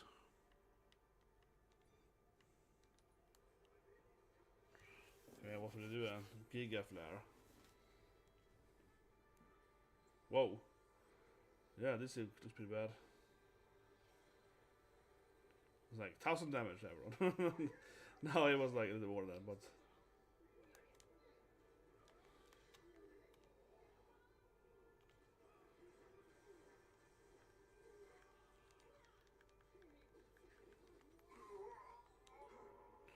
Oh no, we still have no items. My effing god! They have to repeat this shit because no one has an item since the. Oh my god, it's so stupid. It's just that no one has revived on them and there's no item on them. My god, so we can't revive anyone. Oh god, it's so annoying. This is so stupid, seriously.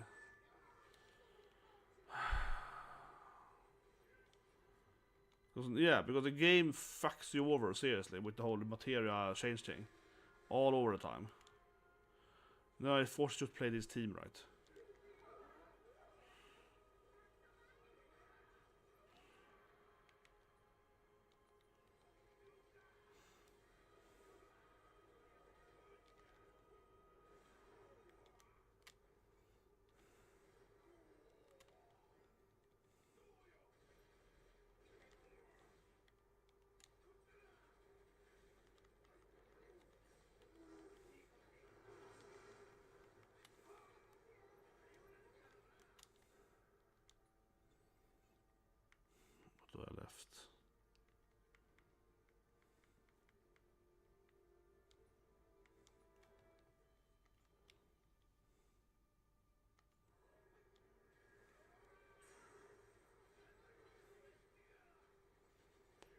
Here we go då.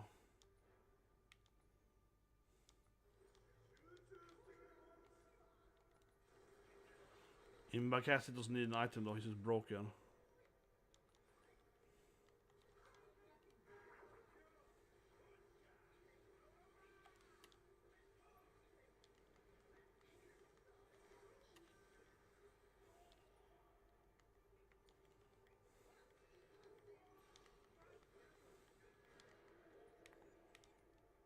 Bear dies gonna be really hard.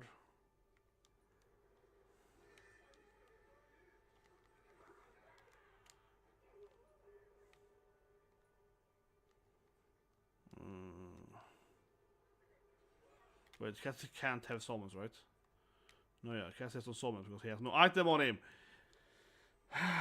Yeah.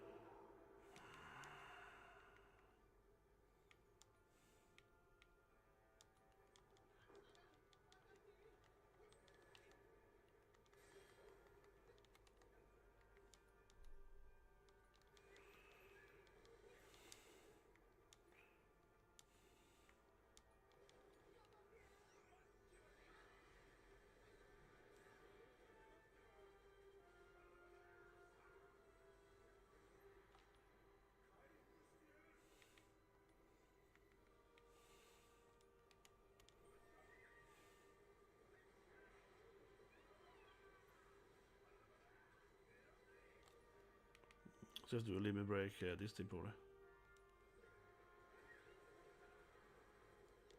What? Yeah, like one health left there. Oh my gosh, god.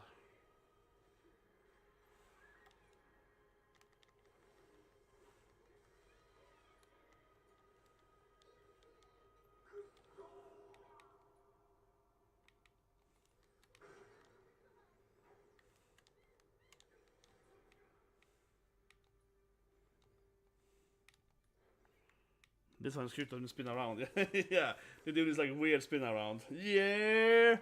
Let's go!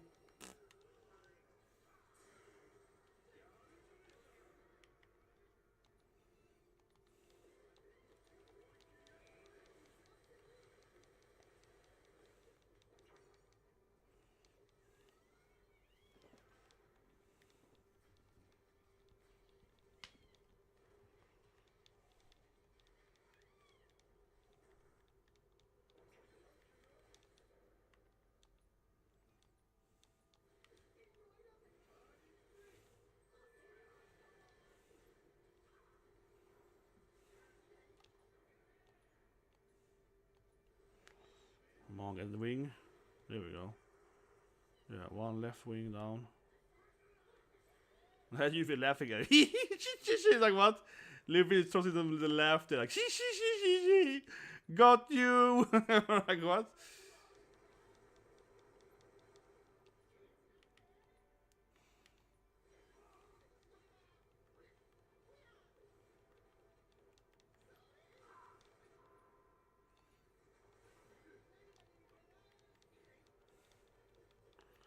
Oh, come on. Crown. That's good. It's good. Gotta roll with cats in, man. Gotta get it right. This boss fight probably like 3 hours. Given how long. Oh, he's only play Sack now, is that? Yeah, given. Oh, he's gonna land the church again? Oh my god, this poor guy, man. Keeps getting nether red in the whole game. He's gonna land at Aerith again. And be like, why is she marry Cloud for? What about me?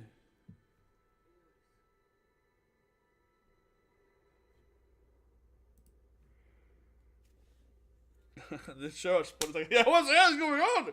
Yeah, poor Sag is like, well, I land here, guys. Nothing makes any sense. He has to fight the same thing again now. The body Sephiroth. He's like, okay. I was like, what? Yeah, I guess so. He has to fight the other one.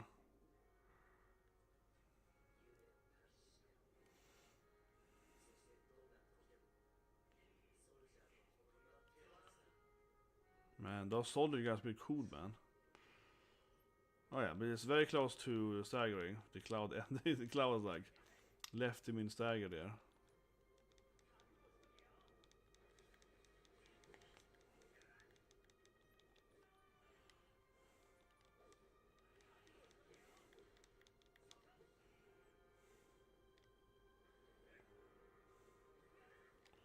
Ah, come on. Yes, the same in cloud fought. Yeah, some beat this. Okay. Heal me, I guess. Aerith! Aerith flower power.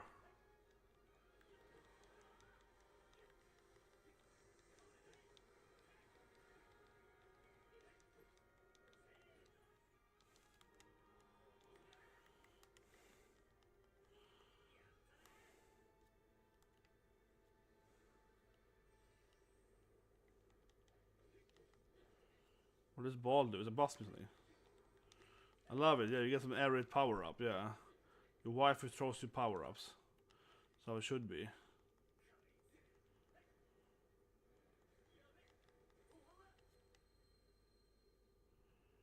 Another power up.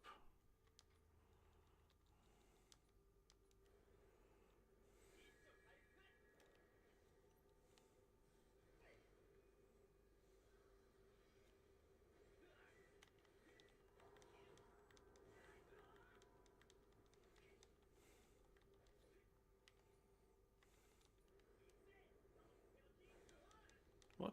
Cancel me?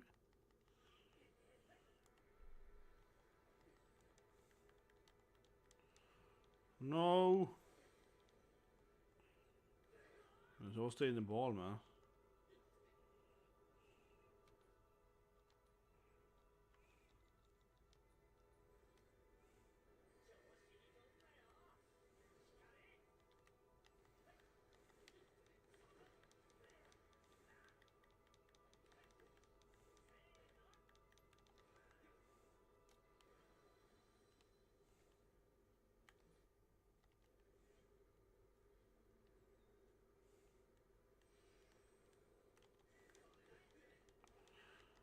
The story in ball now? I think so.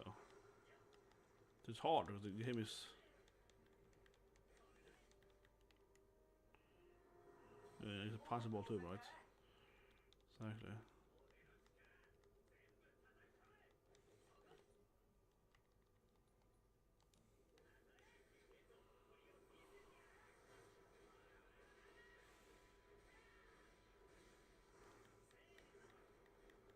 Oh, there's a lot of meter for that.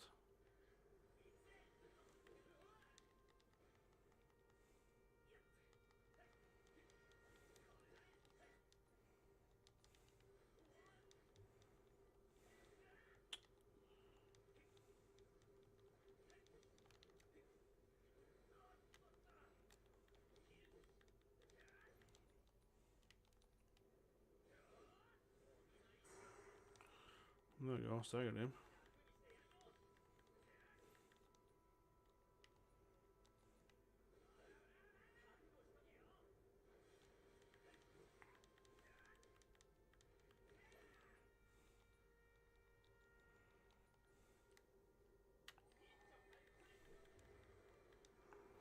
No, it's probably Cloud again, right? Probably.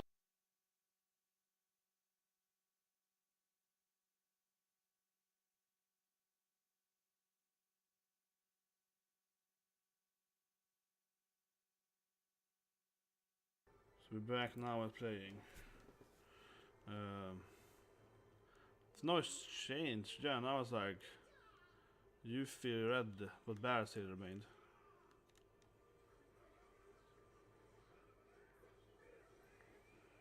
But I guess this guy will also summon something else, right? He will likely summon some other person for his side, I guess.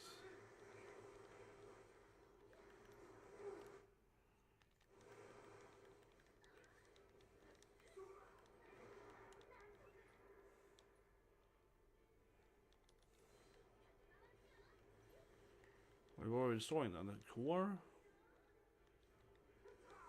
I think it's the core, it's no damage, but.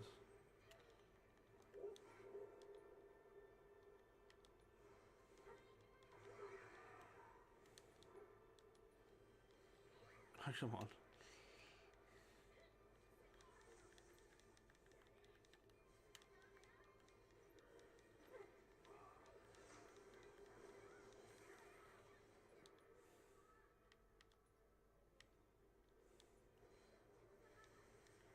There's no damage to wings though.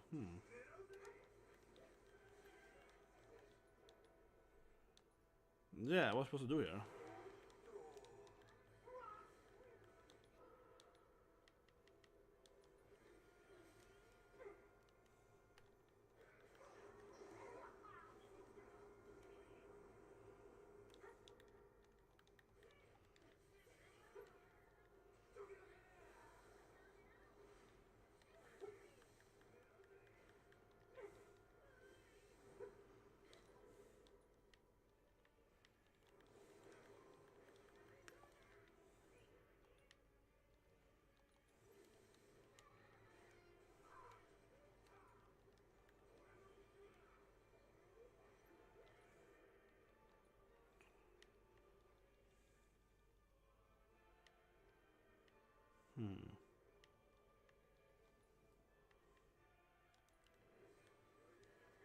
I don't get what he's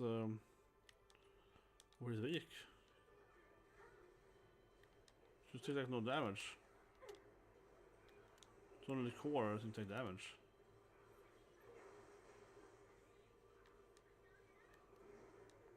Yeah, but how do you like?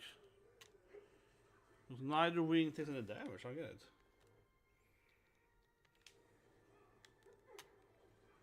They're both immune to damage.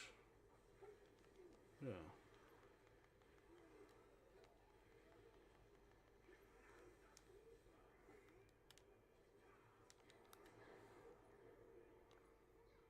Maybe it has to be magic damage. No one has spells in that because materia loose.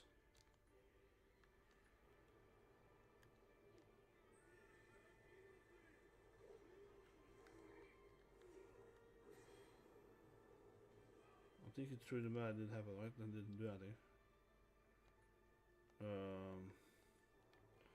Look, I don't know what to do here. The wings didn't take any damage from his spell either.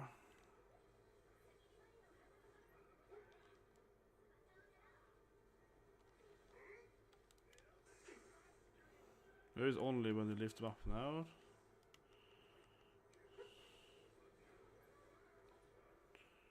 Yeah, when are the wings vulnerable?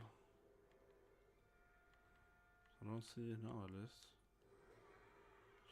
Oh, come on, interrupt me immediately. Jesus Christ. So you don't have it all. Yeah, but what barrier? You can't aim at a barrier. You're talking about not a barrier. Like there's no barrier to attack.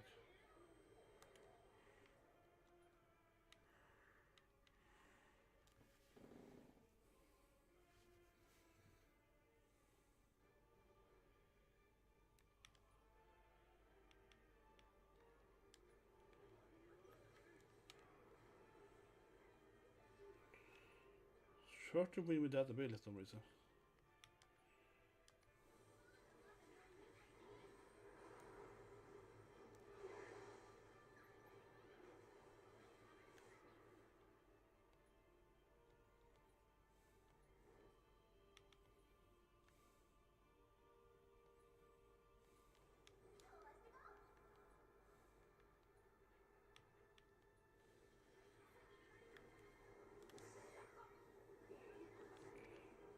Oh shit.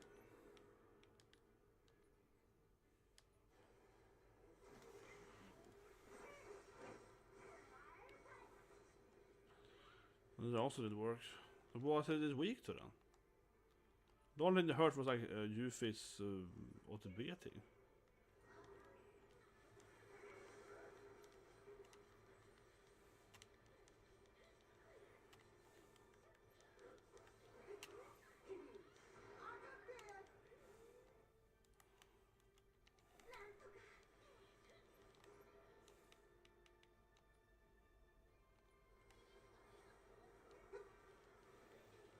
Not doing it again.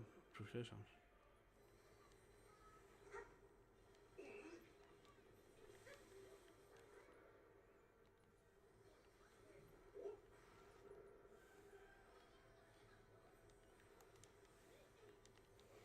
Also, I have no idea, but for whatever reason, her ability works. Yeah, I have no idea why, but Yuffie's ability is one that hurts it.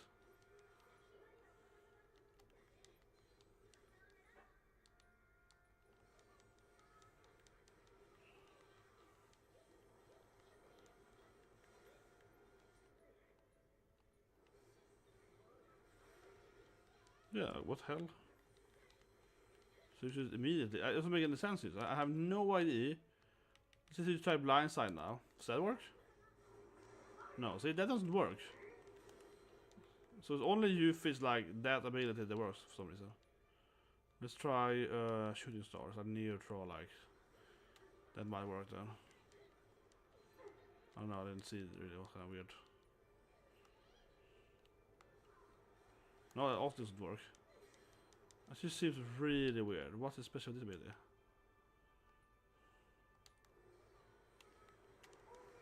Yeah.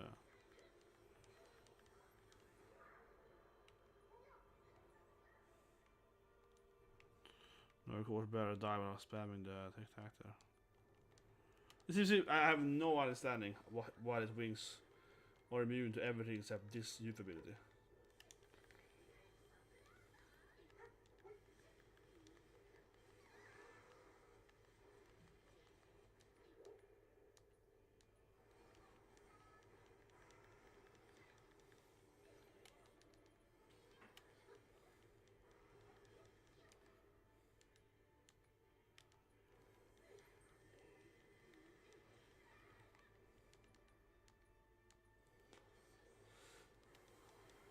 There we go.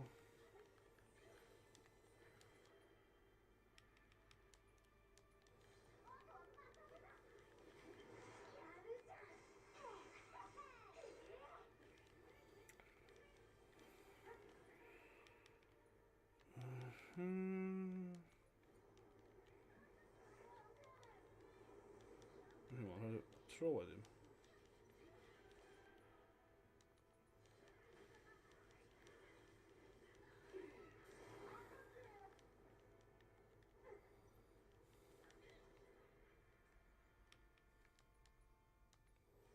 Finish it, you Fijan. Finish him, you bastard. Has to finish it right.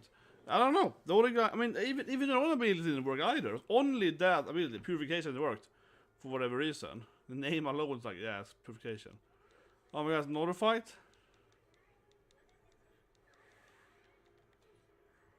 This didn't over.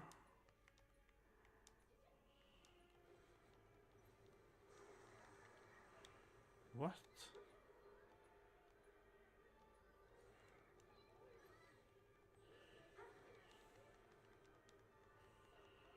Huh.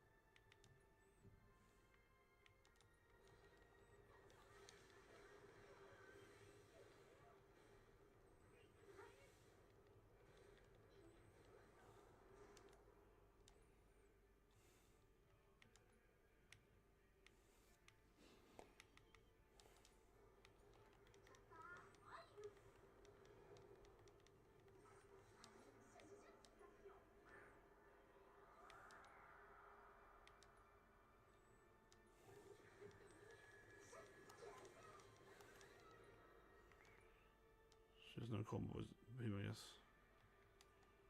Yeah, I can't just back abilities. There we go.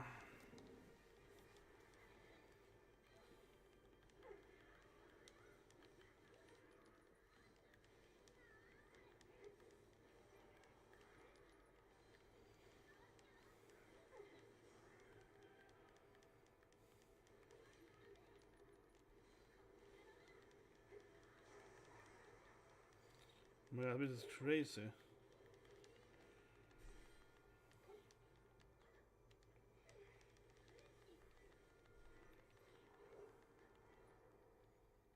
Fick a mirror because I was dying here. I say that and then I hit the... Oh my god.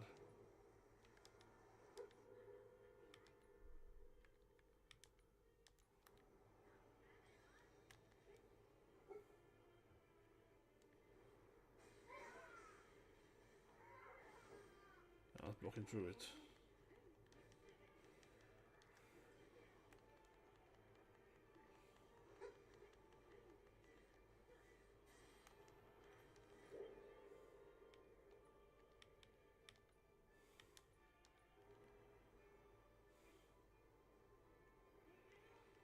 Alright, you can do it.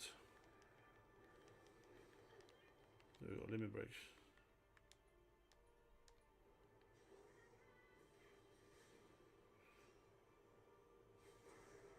Finally.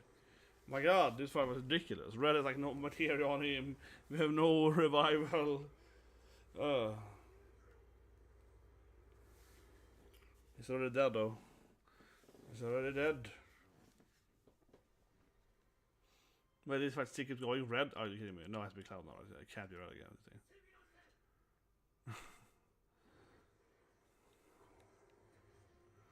There goes the white whispers.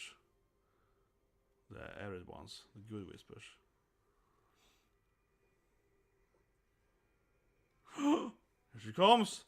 She's alive again! My god, she revived herself! My god, Aerith, she's revived herself! So I keep saying it. My theory, I made a theory like 4 years ago that Aerith was gonna be alive in this game. I told you guys, she comes back here again. She like heals me. She's like, bam, I'm back! Yeah. It's like, yeah, it doesn't even look happy, Cloud. Your wife is back, man. What is this? My god.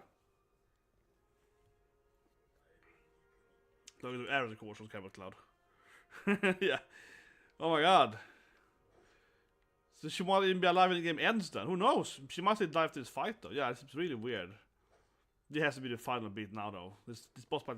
This whole chapter is one long boss fight. this whole chapter is a Unova. And then Sephiroth boss fight. Nothing has happened to this. It's like a... Well, how long it's been streaming? Like 2 hours now. Like a 2-hour boss fight. It really is a crazy end fight there. It doesn't end. Unfortunately ruined by the material stuff though. Yeah, it's so annoying. It's so much harder than it should be. Sephiroth. Come on. But still though. See, she goes in with the wrong stuff now, right? There's no items on there. Yeah, of course she doesn't. This is like... with the wrong items too, of course. So even Sephiroth's like, is this real? Sephiroth is asking the wrong question. He's like, what do you think, Cloud? Didn't I kill her? How do you, but yeah, are you teaming up with that ghost waifu? He's just like, are you going insane, Cloud? See, he's like, I think Sephiroth's a good guy. Sephiroth is like, you know, Cloud, she's dead, you know, right? You saw her die.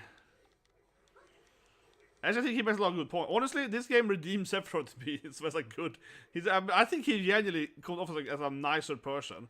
Because honestly, right? I mean genuinely, Sephiroth comes off as a nicer person in this game because constantly he's just like, but you see she's dead, right? You saw me kill her, right? She's back. So Sephiroth is like, you know that everything's fake, right? He's just like fake news. I killed her like 10 times, man. She always comes back anyway. See, Sephiroth, he knows the time loop. He's like, Cloud, listen to me. We're stuck in that time loop, bro. I'm trying to save the universe.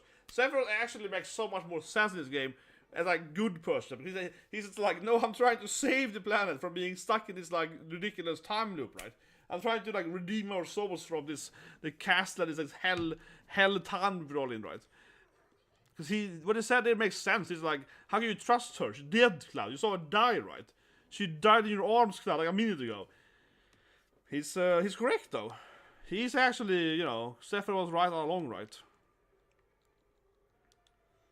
Yeah, he's correct there. He's just like, but she's dead, Cloud. You forgot that. I killed her, like, in front of you. It's like...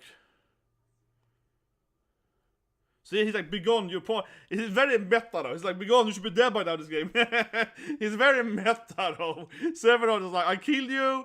You're definitely shouldn't be in this game anymore. Like, you can come back in the next game. Yeah, he's like, commenting on her, like, well, you know you're dead, right? You're supposed to not be in the game anymore.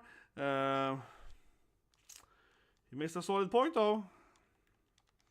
come on, Cloud, come to me here. I'm saying to special it.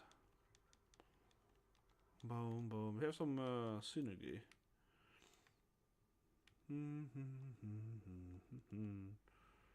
Oh yeah, some lovable synergy. Ooh, Sephiroth. Sephiroth. Do do do do do do. Do do do do. Do do do do do do. But I keep saying it every stream I feel, but yeah, the more I play the start of the game, the more Sephiroth comes off as a good person. Or at least like, maybe not good per se, that's how you look at it, but he's at least like, he's like not insane, you know? Because he's normally seen as insane, right? But now it's like, nah, he isn't insane. He knows that they're in a time loop. He knows that he has to destroy the planet to get out of the time loop. So he isn't crazy. I mean, he's correct though about the whole thing though. I guess you could argue if he didn't do stuff to begin with, it would be a time loop to begin with, maybe. But I don't know. I could see, you know, I could see it being like, you know what, maybe let the poor guy. She has no material now because the game hates you. So she lost her, and I assume she was gonna die, right? It's not like I, you know, put a good material on her. Do do do do. Do do do do do do. Sephiroth. Focus trust seems to be the best thing for duels. It's the best thing that duel, right? So he has so much stagger. On Rufus by far was the best ability. Yeah, this ability, oh, good. Really, yeah. And that ability with Cloud there, that was super good in.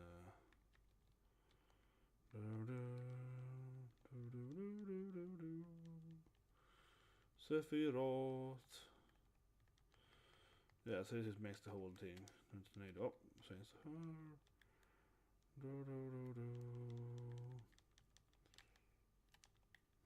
It worked earlier with her though.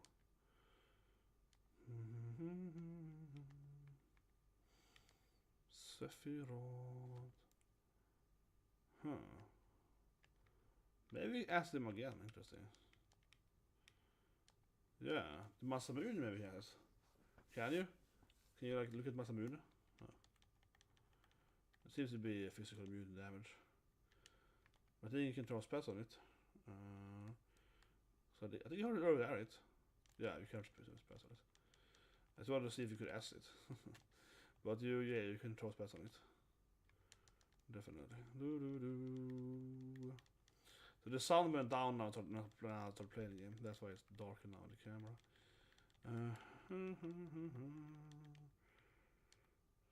Sephiroth. He's gonna stagger that moment now. Oh, there we go. And let's just do the limit break immediately.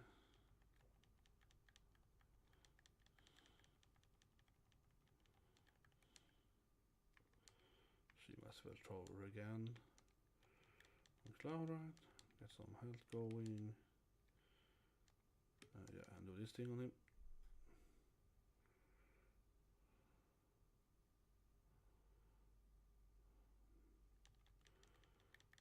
Heal himself.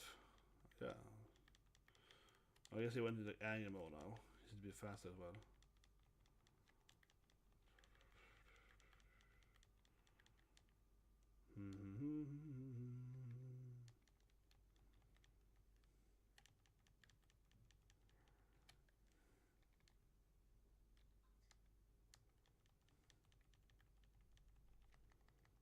Grips of Fate, the summons are one of those guys.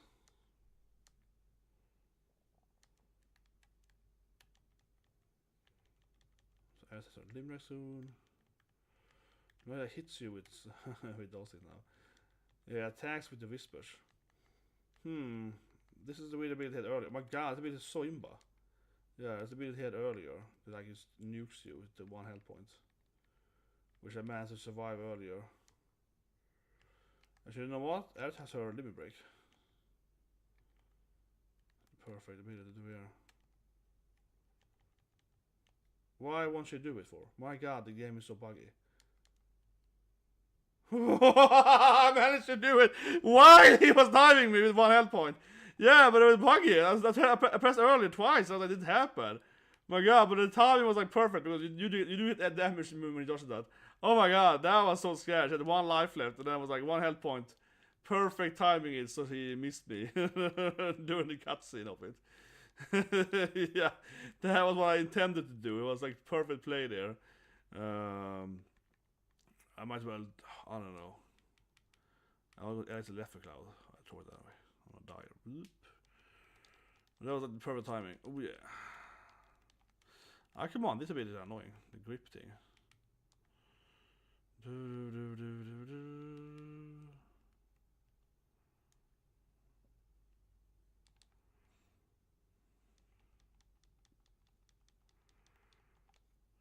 Transcendence.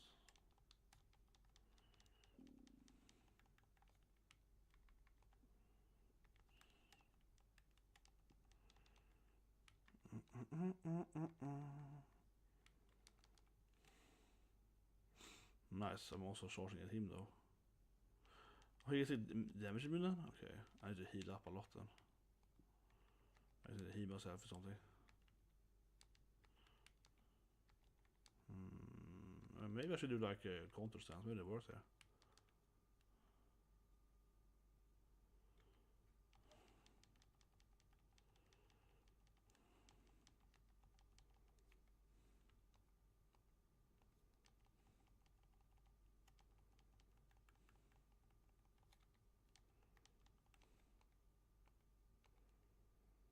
Okay, no limb break.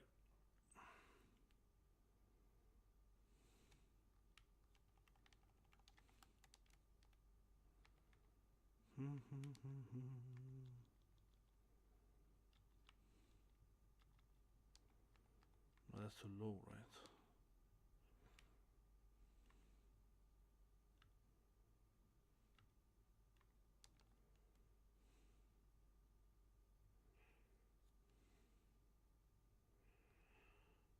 Well, this might put him into the next.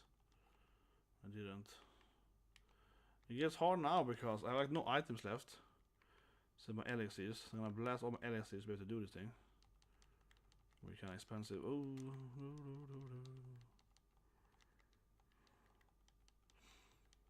my god, he's so close to he's so close to breaking. He's fine because there we go, I'm gonna stagger him. Yeah, so ever be. Now they're all teaming, now they are getting ready here.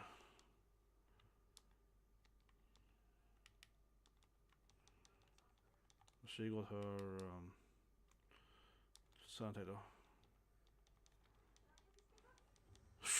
Here we go! Beat the game! Sephiroth defeated. Let me turn on the camera though. Not the camera, I mean, let me just get my lamp. See the sun went out.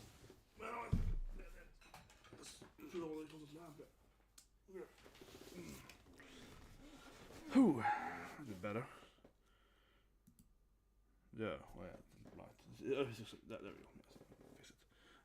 Sorry about that. Poor Sephiroth. He's clearly a good guy. He's just trying to save the planet. Yeah, he knows he never dies. He's like, I've been here before. It's like the 50-11th time I do this. But seriously, Aerith is alive again. It ends with her being alive. So I called it, man, in my tier video then. If she stays alive, it's the question.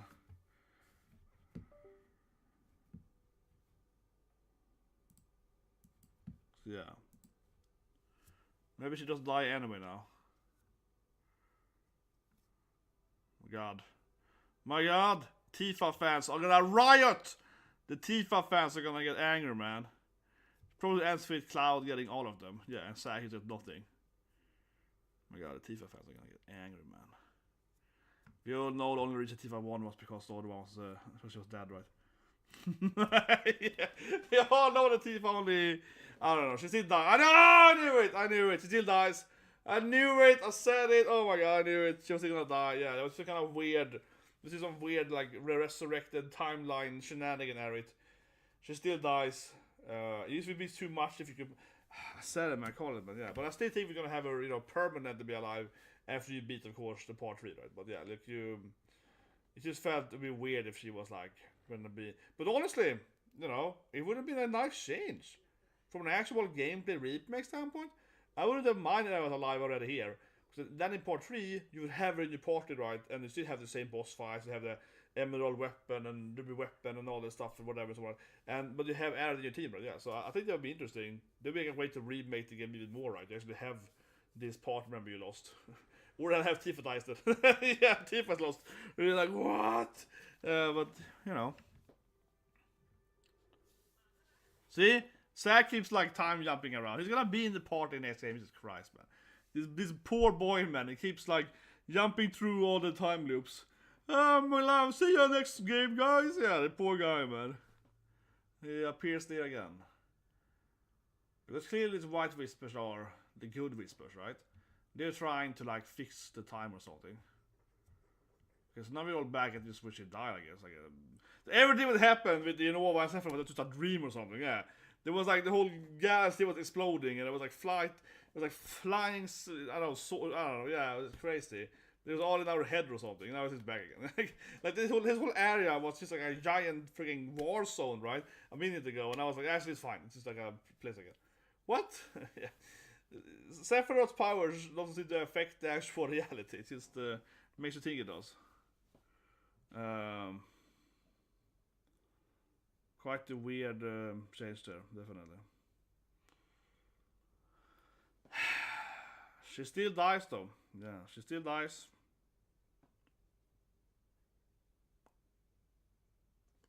She's still dead, man.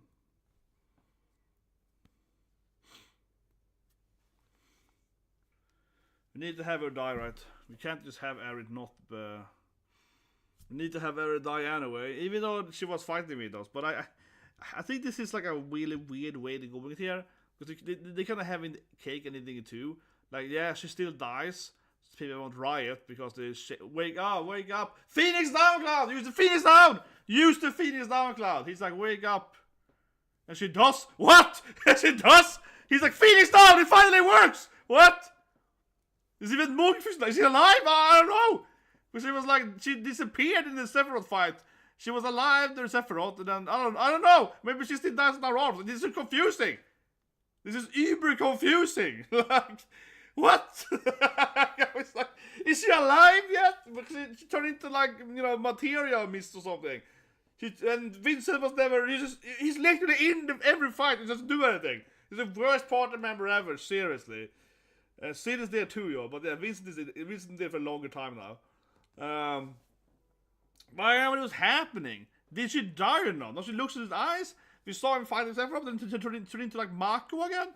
And now she's back. I'm really confused. What do they want here? They have that like 3 fake deaths now with Aerith in like an hour. Yeah, Jesus Christ, man. But now everyone is sad here though, so I guess she did die? Because they're all sulking, so I guess she did die, even though she, you know, looked at his eyes. This is super weird now. They keep going back and forth between her being alive or not. But I guess she did die then, even though she just looked at Cloud and smiled. Because, yeah. Because now she's dead, right? So it would be sad. But of course she's probably be alive in the next game.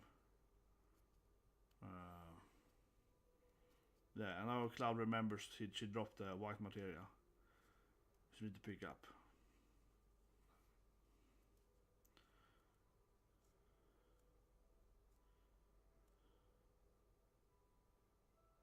What the fuck is happening? And now she's sitting there. I have no idea what's happening in this game anymore. Hey, Cloud. What? Now she's a ghost or something. Well, wake up your mind, game. But like, what? Is she a ghost? I have no idea what she's doing. Oh my god. They keep like reviving her every second. She's like 4. I mean, make up your mind. Like, she was dead, but she's back. Is she a ghost there again or something? Because she's talking to like, see you later. I guess she's a ghost girlfriend or something. Holy shit, what are they doing? They revived like 4 times now. Yeah, I guess she's dead, right? But she's still standing there. This is like going... Maybe Tifa died something. Maybe Tifa died something. That's what I said earlier. Maybe they're swapping it and Tifa. Maybe Aerith is a ghost because we witnessed the whole game now. Maybe in the part 3, Aerith is in every scene as a ghost. And she's like, yeah, guys, I'm here. It's gonna be like when the flower, yeah, it's gonna be like Hana, yeah, it's gonna be like, remember your dead best friend now? Yeah, like, I have no, she's just, what? Is she a ghost? Yeah, she's not there anymore in this scene. My god. They just kept reviving her, back and forth, back and forth, back and forth. The ending is crazy. Schrodinger's Aerith. That's how we call her. And here goes Rufus, the poor guy, man. Clearly the good guy in the game. That's Glenn. Glenn Genova or something. I don't know. But yeah, if he says Rufus is Viceroy. He's the Viceroy, right? Yeah. It seems like Rufus is the leader of Vutai. Yeah, he's like, you poor. Rufus is clearly the Viceroy, dude. And his name is like Suruf. It's like an amalgam of Rufus. I mean, his name is basically his name spelled backwards. You know what I mean? Yeah, Rufus, Suruf. Yeah, so yeah, it's like it's scrambled in his name, and it's an amalgam. So obviously Rufus is Suruf, of course. And Glenn, I guess, is Genova because in the new storyline here now, she is the one that waged war against Settra and destroyed the planet. So Genova has a much more, like, her landing on the planet was a bigger impact than it was in the original storyline. But let's see here, because Glenn probably isn't dead, right? Yeah, this guy isn't Glenn, right? He's like Sephiroth or something now. He turned Sephiroth suddenly, yeah. Come on. Yeah, he's at least, it's not Glenn at least.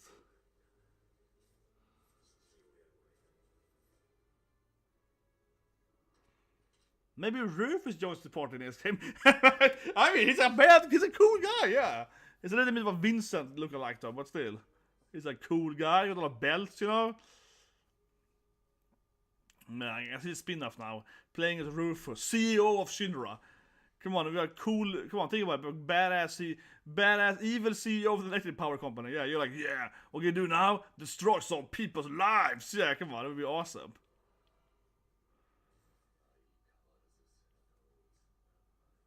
Okay, in the back? Man. See, this guy is clearly a good guy.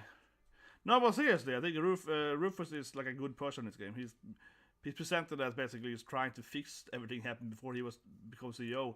He's ruthless or whatever, but it feels like he's like pragmatically trying to fix the dumb stuff that happened before he returned with the power that his father and Hodju and so on has created.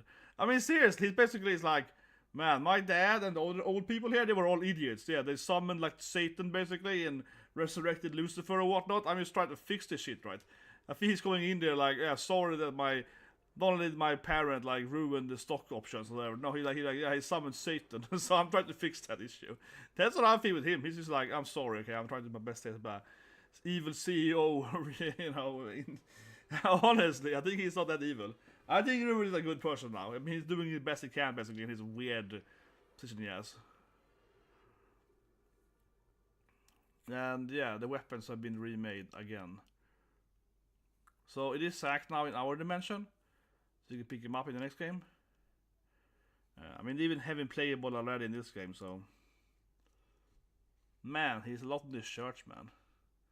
Yeah, he even had his boss fight in the church. Yeah, it wasn't a dream, it was a timeline shenanigan or something.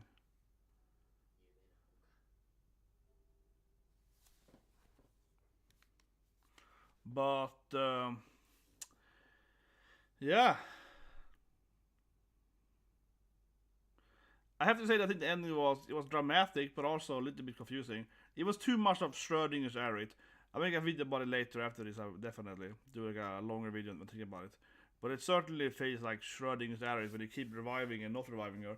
She was like alive like 4 or 5 times. I don't know. It felt kind of obvious though, I guess, that she was gonna be dead during the Sephiroth fight, because I was like, she probably is alive for one fight here. But still though, right? It feels like she basically has mastered her spirit control more. She can like drive herself. I mean, after Sephiroth died dead too, right? Sephiroth is also dead, and he keeps like coming back and so on. So it feels like, But Black Whispers are probably these guys that turn into these. Yeah, maybe probably, right? The Black Whispers are probably obviously the Black Robe guys. When they die, they could probably become evil whispers or something. That makes the most sense. That's what Sephiroth controls them, right? Where the White Whispers are good people that died, like Tifa's mom or dad or something. But yeah, it would make the most sense if the Black Whispers are simply just the Black Robed men, right? And when they then die, they become evil spirits that Sephiroth can control, and Oyunova. Yeah, another fixing Tiny Bronco.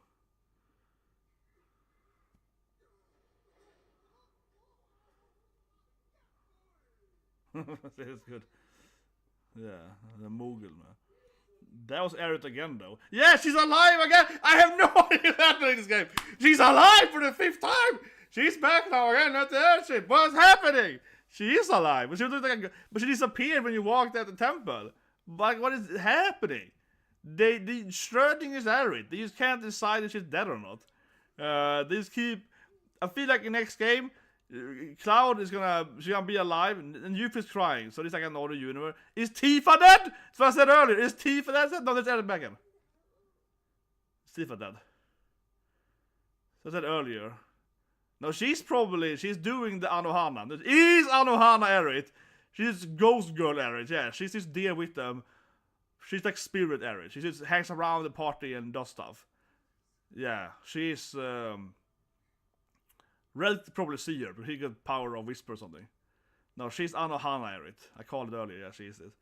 She's the flower girl after all. It makes perfect sense. Yeah, she's the dead best friend we had that likes flowers. The flower we saw this day. Seriously, this is Anohana. This is turning into, yeah, she's the flower girl that died. Come on, it's Anohana now. But it feels like Cloud can see her, so she's not dead. She's more like a, what's called live stream soul thingy that travels around with us. Yeah, and here we got some black materia. So it is very confusing, but I think she's not actually dead. It's more like she's a spirit girlfriend that can revive herself eventually. She certainly will be. Whoa, Cloud's like Sephiroth time. But see the weapon. Whoa, that was sneaky, man. Evil Cloud there, yeah. And then Vincent, of course, a fake party member. Oh yeah. And now she's like, I can still alter the time. Yeah, they can't see anything. Yeah, Cloud can see this like weird space-time. Yeah, Cloud can see like, oh yeah, the sky is like shattering, but come on guys, that's not real. The crater. Yeah, go to the crater. Right? It's gonna be go to the crater. I guess. And Yuffie is still Genki. This cutscene here clearly has better quality animation than the last cutscenes. That's before the chapter. Yeah, it's more details here on the eyes and so on. Yeah, let's go up north, man.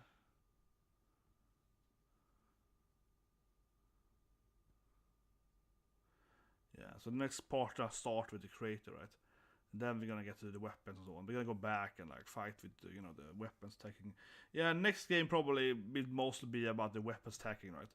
It's gonna be like Rufus and the guys fighting the weapons at the Midgard and so on. That's probably gonna be what this next game will be about mostly. First probably has like a 5 to 10 hours crater scene, right? Like starting the crater, the winter, Rocket City, and get Sid and Vincent in the team permanent and all that stuff. But after that, Vincent is probably in the team when the game starts. Like Red. Yeah, like in this game, Red was just in the party, right? He's in the party, of course, we get in the last part, and then you're in playable, right? In this game, next game, Vincent probably in. Yeah, she's not. See? She literally is anohanaing us. Stop it, Aerith, okay? Good dead, okay? Yeah, but Cloud can clearly see her. Cloud is like a weird she's there. Yeah, he can talk to her. So she's not dead actually. She's more like a stuck in another dimension thing. Her spirit is like another dimension. Yeah, I can send you smoke signals or whatever. Yeah, but she can clearly probably interact with us. Like we saw her helping Cloud fight and so on. She certainly will like join into the fight later on with Sephiroth. She will absolutely join into the last fight in part 3. At bare minimum, yeah, she still lives here. And it's just so confusing. She's like a spirit now. They can talk to Cloud. That makes Cloud go even more insane, I guess. But I'm certain she will come back for the last fight in part 3 and be like, I'm here, guys, buffing you! Yeah, she's gonna come up and be like, heal! Yeah, Yotsuko. Yeah, and she's gonna leave. And then she still dies. But again, she's not like dead, right? She's more like a spirit in a dimension.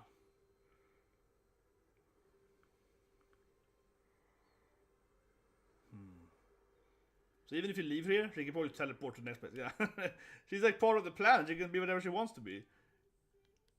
Okay, let's put a song on copyright. I'm getting massive goosebumps though with leaving poor Aerith's ghost here. But she's like the plant herself, so she can probably teleport wherever you go. Sayonara, Aerith. Yeah, no promise awaits at the journey's end, right? My god. She still died, kinda. What a weird scene it was. They kept reviving her back and forth. Then we see Tifa keeps crying, so I guess she is dead. But yeah, that's Junon, man. He went crazy with this thing. You're like, no, we're gonna. But I feel they kind of wanted to do both ways, right? I feel they kind of wanted this game to be eating the cake and having it too, right? Because they were like, well, we know people want to revive her. Obviously, I keep saying that I'm sure she's gonna be revived in the last part, right? So they're like, yeah, we kind of want to revive her.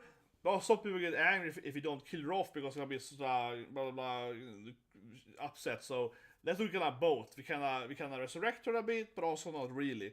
So I kind of felt they did a middle thing there. She does die, but she actually isn't really dead. She's more like a spirit in another dimension. Sephiroth manages is hiding in this other dimension where she had Zack and Big scene, and then Zack can actually escape the dimension, right? So Aerith is like alive in her own pocket dimension or something, and she could hide away other characters in that dimension to save them or something. So she's really dead, she's more stuck in another universe. And obviously if Zack can leave that, and Zack is probably back in Midgard now, right? So Zack's gonna be in part 3, and Zack is now, he's gonna be, when you start playing part 3, because we go to the crater and do that stuff, right? After that, you probably will meet up with Zack, because Zack's just stuck at Midgard. So he can probably just meet up with Cloud and the rest of the gang, right? As soon as they get to Midgard again, or whatever. So he's probably has to, contact them, and he will also join the party, right? And Vincent, again, is probably just playable immediately when you start playing, just like Red or so on. Yeah, I think he's in the party. You just greed of them to not have Red and Sid playable, right? So Sid and Red, yeah, they probably just will be playable characters as soon as you start playing next part, right? But kind of a strange ending. I will take a little break, think about it, guys, and then I will, make another video. Probably cut some part of this stream here, right, into like a little bit more condensed. I think like removing the fights, and then so I think I'll make a video later tonight where I will remove the fights, just saving the moment they're alive, but then also then adding like my review on it, so on how she's alive, right? Because that kind of what she is, right? But I think that they really wanted to have the cake and needed to. So it's a little bit interesting in that sense. But I still think this is what I expected, though. Like I said a few years ago, I think this is what I expected. I really expected them to, even though I worked in the first part, I was kind of shitty, but still, I expected it to be that, you can't save her in part 2, but in part 3 you're gonna save her. Especially, since I worked in this game, I knew that in part 1, I knew it's gonna be 1 to 3 parts quite early. And people of course knew it was gonna be 3 parts long before the game was released, right? And just knowing that, I was like, well, yeah, then they probably have her dying in the end of part 1 or part 2, and then you have her, So as of course part 1 only was Midgard, it was kind of obvious to me that part 2 was gonna end with her dying, right? That was like the classic cliffhanger for a part 2, and then reviving her part 3, right? I still think it feels kind of weird because when you play the OG game, Aerith dies quite early though, right? Of number of gaming hours. She dies before you do most of the harder stuff and so on, of course. She dies pretty mid-game, right? There's so much stuff left actually in the game afterwards, of course. So part 3 is either gonna be like ridiculously big. This game is already over 100 hours, right? Overall mini games. So part 3 is gonna be like absurdly big, or part 3 is gonna be like massive. I don't know why I'm showing all the freaking like showing you that it's a credits now. But yeah, I'm just gonna I will end the stream after this thing here, I guess. But I just wanna how say it? I just wanna look at the last bit here. See some after the credits. It's a Marvel. It's like a Marvel thing. Might be some Aerith credits. But I was thinking about. Yeah, I think that the part 3 is either gonna be absurdly long, like 200-300 hours, or they're gonna cut down on all this like insane extra stuff, right? And instead have it more focused on fighting the weapons. Because I mean, I didn't like part 1, right? You know, I don't think part 1 was a very good game, and I have no problem saying it. I worked on part 1, and I told people working on the game, right, long before it was released. Okay, I worked on part 1, and I was like, it's not a very good game. I was like, it's not a very good game, guys. And the thing is that I immediately told them, right, everyone worked with that, we have to have mini games. We have to have these things. So on. And then people can say, oh, it's too many mini games now in part 2. I know, and I agree. It's like they couldn't just make, part 1, no mini games. Only one new mini game, terrible, no racing, so on. Yeah, no mini games. And now in part 2 is like all the mini games. Yeah, it's like, Jesus Christ, they have to have a midi ground, you know. Part 2 here should have had fewer mini games and better ones, right? Some of them, but the card game is great, but you should have, you know, that level of mini game and have like 5, 6, right? You know, racing, the card game, and yeah, that level of quality. You don't need to have like 50 of these like tiny mini games that are pretty terrible. And in the first game, you had no mini games. It was terrible. There was nothing to do except use the main storyline. No extra boss fights, like one iron giant. It was way too little extra side stuff. So when I worked in the first game, I kept telling them that no, people are gonna dislike this thing. You know, here we see the first game's credits. Whatever. Yeah, I kept telling them that no. You need to have more mini games. Seriously. Like 5 or so years before the first game was released, I'm sitting in a meeting, right, with people working on Square Enix and so on, and me and so on, right, working on part 1, and I'm like, we need more mini games, okay? You can't just have the pure gameplay. And they're like, oh, but it's like the Midgar. I'm like, yeah, but you need to have a little bit other stuff. You can't just be like this and then one new mini game, basically. But at that time, it was 0 mini games, okay? So I was like, there's literally 0 mini games. We need to have more mini games to make it fancy. And they were like, no, that's not needed, right? And now part 2 is like 5,000 mini games. So it's like nowhere in between. Nowhere in between. But one thing that makes part 2 so much better, though, in my opinion, as a game developer and so on, and as a player, right, is that having mini games is great because it keeps changing the gameplay, right? So if you play something like Earth War Gym, okay, classic platform game, Earth War Gym. In that game, you have a platform game, but suddenly it's a bungee jumper in one stage. Suddenly it's like a race in one stage. Suddenly, that is great, those old SNES games, because they keep changing the core gameplay, right, in some other like side gameplay back to the core gameplay. That makes you enjoy the core gameplay more, right? FF7 only has the core gameplay than one gym minigame, and that makes you want to do something else, right? And FF games, of course, are famous for that, having the minigames, the Chocobo racing, and so on. Right? So yeah, part 1 felt really weird. Same thing with like FF16, right? You know, also felt weird. But yeah, 16 also felt weird, right? Because it's only the main storyline and some really shitty side quests. I mean, if anything, 16 is a better game if you remove the side quest. Yeah, if anything, 16 would be a much better game if you remove like all the side quests, because the main story of that game is by far the best part of it. It has a good storyline and some good cutscenes and all right, but it has some of the worst side quests I've ever seen in my life. They're straight up like World of Warcraft, like, oh, go and get 5 iron scrapes or whatever, right? They have like, by far the worst side quests in all FF games. And as a side note for that matter, I told you guys about this. People are like, no, but side quest is a new thing. That's like a Western thing, blah, blah, blah. That is such bullshit, okay? Claiming that side quest started with, I don't know, FF12 or something, 13. He claimed it basically, you know, oh, they never had side quests in the past and blah, blah, blah. That's like a Western idea or something. That's like, you know, The Witcher or WoW or something. But I'm like, this is crazy talk, okay? Yes, in this game here, 7, Remake, and 16 and whatever, it is called, you know, side quest or optional quest or whatever, right? But that's just a UI thing, basically, you know, interface thing, right? When you played FF7 back in the days, right, of course it had side quests. Like, getting Nazis around, you know, Gold Chocobo, that's a side quest, right? It's a minigame into a side quest thing. It isn't called side quest in the game. The game doesn't have like an icon on the minimap telling you go over there, but it's a side quest, right? You know. What's more, FF7, for example, Fort Condor F7, right? You can replay Fort Condor. That's a mini game and a side quest, right? So I think it's kind of silly, really. But honestly, I have seen a lot of people saying that they think that side quest is this new idea from the last 5 or so years, spin-off from like World of Warcraft and so on, from massive online games, right? And it's ruining single-player games or whatever. But it's like, bro, most role-playing games, single-player role games, PlayStation 1, SNES and so on, had side quests. You didn't call them side quests. It's part of the game. FF6 has picking up all the different characters, you know. That's a side quest, right? Having after the world ends, so to speak, you have to find all the characters if you want to. That's a side quest. It's optional content, right? Play some random game. Breath of Fire 3, okay? Love the game. Breath of Fire 3, you have all these masters that you can train under to get different stats. Then they will also give you new abilities and so on. It's obviously a side quest to get all the masters. Some of them are straight up like, oh, if you want me to be your master, you have to, I don't know, give me 50,000 gold coins, or some other guys like, you have to defeat this dragon, or else I won't teach you whatever, my martial art or so on, right? The game doesn't tell you it's a side quest, but it clearly it's a side quest, right? But this game was released in like 98 or something, 97, so it wasn't called like side quest, and you couldn't press on you couldn't press the start button and go in and be like, oh, it's a side quest, kill the red dragon to get the martial art master to teach you. No, it was no UI, there was no UX telling you in the game there was a quest and it kept notes for you, whatever, right? But of course the old games also had side quests.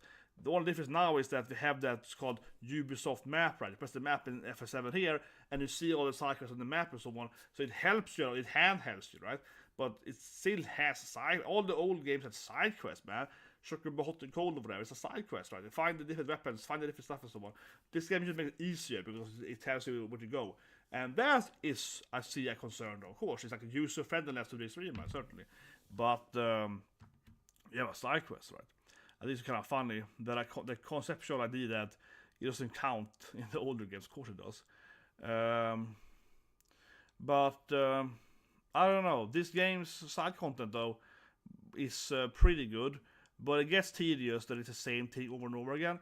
Yeah, I still think it ended up being a little too much, so to speak, Ubisoft or Horizon Zero Dawn or whatever. Because even though I liked it, especially liked it in the beginning, yeah, the thing is that I see a lot of people say the same thing. And I felt it very similar to. Like, the optional world traveling in this game was fun, and I liked it until basically going gaga until the jungle. I've seen a lot of people say the same thing, and I'll definitely make a video about this because I think it's a very interesting concept. But I think it's that, because, you know, I worked a lot with level design, especially when I was younger. I mean, I love game design, as level and game design isn't the same thing, really, especially not today.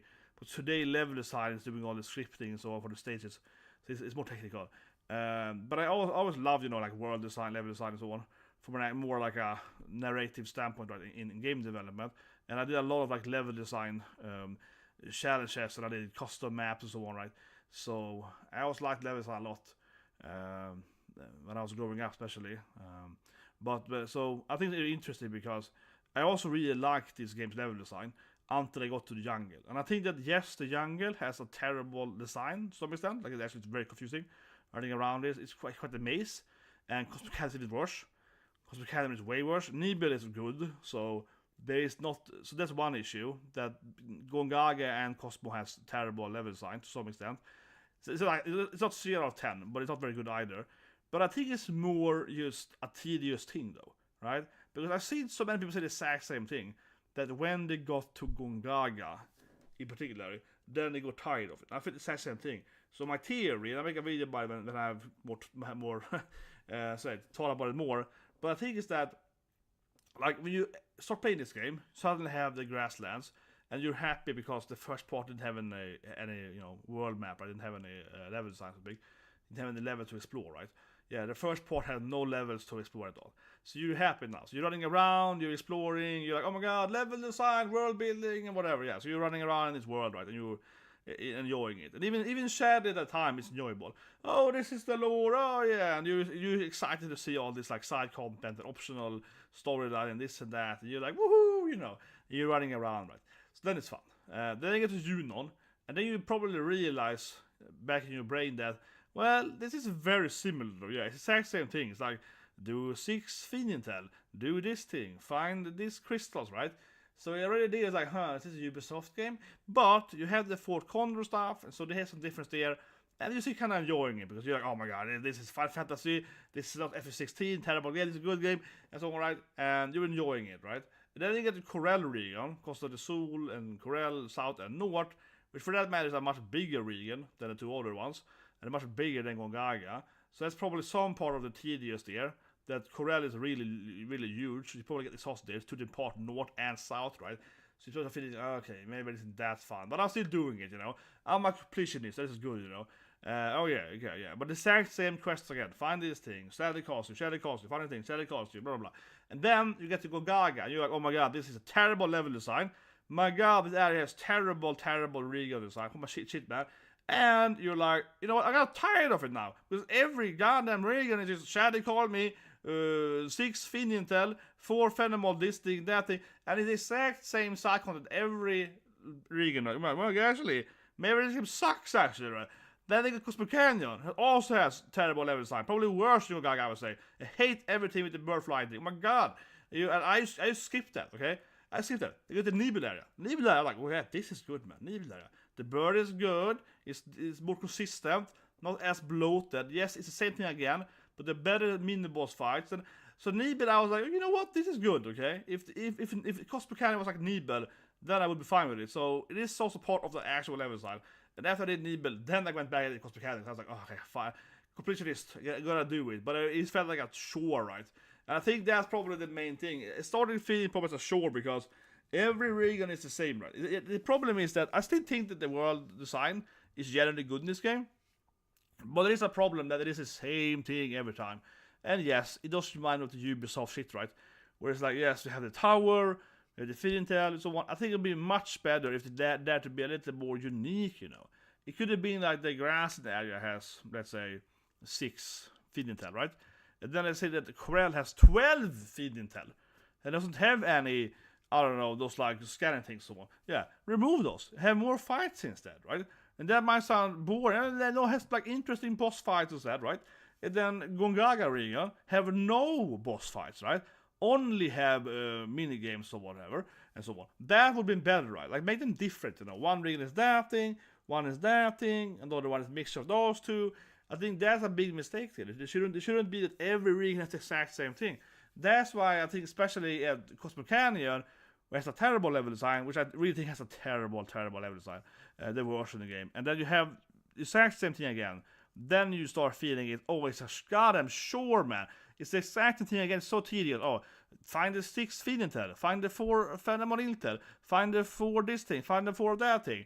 Do this weird robo puzzle game for easy though, basic coding, but still, do that thing and so on. But it's just like, oh god, it's the exact same thing again. Fort Condor, you know, it's one mini game and, you know, 6 boss fights, 1 big boss fight. It's the exact same thing again. They couldn't even alter it to be like, no, we're gonna have this and that, right? So that's where I think the levels are failing in the game. It's like really enjoyable until you start being like, well, okay, I know the pattern now. Yeah, and I think that honestly is a general issue in game development, right? Where it's such an obvious pattern. You should never have the player feel too much that it's like, I know exactly what's gonna happen. Oh, I'm gonna come to a new region. It's gonna have 6 fights. No, you don't want that. It's gonna have 3 card games. It's gonna have this thing. Yeah, like every city is gonna have 3 card games or so on. The issue in the game too that it's basically like every same thing with that too. Like every time we get to the city middle game, they have 3 card gamers. You know, 3 Queen Blood players. Why couldn't it be like, no, Junon has 11? I don't know, but you know what I mean. Like it could have been like, use that alone. And actually, one of them is really actually one issue I would say straight up is that the card game has a poor design from a difficulty curve.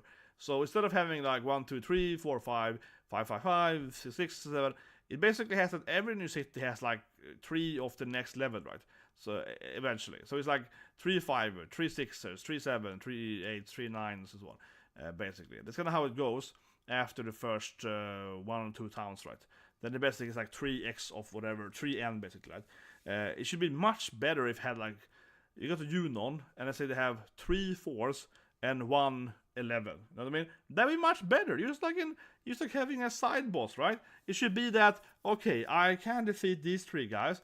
Then you have this old man that's like a really good gamer. He has some really cool cards that no one else plays yet. And you can all cautious cards, you get them later in the game, at Nibel or whatever. And you can challenge him, and you can defeat him, because the card game is very easy, so you can't beat him, obviously. But you probably can't, because his deck is just way better than your deck, and he plays way better, right? So you can try a few times, and then come back later. That would have been a much better, like a very basic, way to make the card design be better, right? Stuff like that, because that's usually how to do it with bosses, right? So yeah, there's some basic mistakes, honestly, in this game when it comes to the side content, a lot of them. And also, yes, so many things are terrible, but I mean, just like that just having like I said, right, you just have a few card guys being much stronger in different places, because now the card thing is just exactly everything else. You get to a new city, and it's like, to do all the intel, you have to do, 6 feed intel, 3 card gamers, or yeah, and it's never like 6 card gamers or 4, you know what I mean? Like, yeah, just mix it up a bit, right? It could have been that, well, yeah, like I said earlier, in this region, I don't know, Nibel, there's no extra fights, but we have double the card gamers, or whatever, right? That also could be a thing to do with, yeah. Mix it up, Or maybe at Cosmic Canyon, no one plays the card game, right? So to speak, of course, yeah. And then you have another region, Gogaga or whatever, where no one plays the card. I hate card games in Gogaga. So you get 0 card gamers there, right? That would have been better, Maybe they have 1 hiding in a mountain range. Yeah. That could be much better. So there's a lot of mistakes of like, basically it's too repetitive on the Aerith Dies, yeah. Aerith Dies is too repetitive on that notion. I feel that the game has the exact same, more or less. Nibel has just a few stuff to do, but otherwise it's the exact same, story, exact same like side quest in every region, except Nibel has just like 66% of it, but the exact same formula again, right? It's just weird. It is weird, but I still think it's a much better game than Part 1. Don't get me wrong. Part 1 wasn't a very good game. Part 1 was like 16. It's too much of a movie with no options and no hard bosses and nothing. So at least this game here has much better fights. Has you can find different stuff. And even if I agree that some minigames are terrible, this game still has some also really good minigames. The card game I think is too easy, but it is at least a unique card game with some new ideas. So I still really enjoyed playing the card game. Again, I think it's way too easy. I usually beat the bosses in 1 attempt, right? But yeah, I still think it's like, no, but this is like, it's an interesting game, It's an interesting game. So I still enjoy playing it. And half the fights are like puzzles though. When you get to Golden Saucer, it's more like, well, here the enemy has ice powers or whatever. But that's also new. Then it's like a puzzle, right? Using those cards. That's a good way to like make more use of those game mechanics. So that I really enjoyed. Yeah, the Saucer one are really good, because then it's like different rule sets and so on. Sure, they are somewhat gimmicky, okay? Some of them are very gimmicky, but that I really enjoyed. So you definitely had some really good parts there of the minigames. So it wasn't terrible, but certainly some minigames shouldn't have been in the game, Some of them should have been like quality control. Okay, this is terrible. Like, not just how badly they input it, like the frog and the human and so on, but like the one where you fly in the Cosmic Canyon, everything with fly chocobo is bad in the game, I think, right? Because it's so flimsy how you control the chocobo. So the one where you have to fly and dive chocobo, that one I hated, right? Because it's so clingy. It's so weird. Here now I see the end scene here.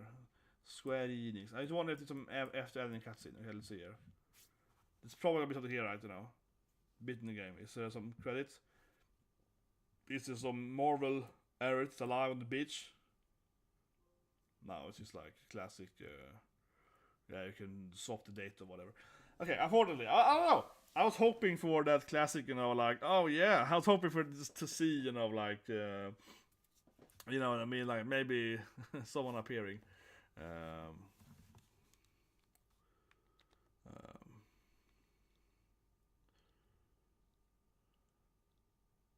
Yeah, but the best of here is that you can go back now though.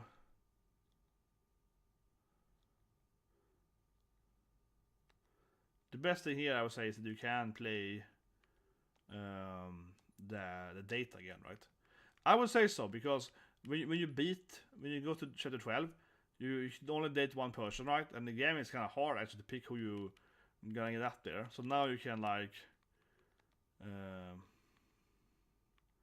yeah. So now you can like chapter select, right? Via main menu. Where is that? I'm blind.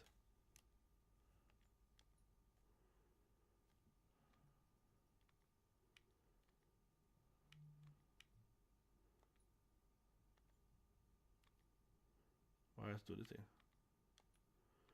I don't know what you're here now for. That's weird way. I don't know. But yeah. So now we can go and. But where did you do that system then? Oh, here we go.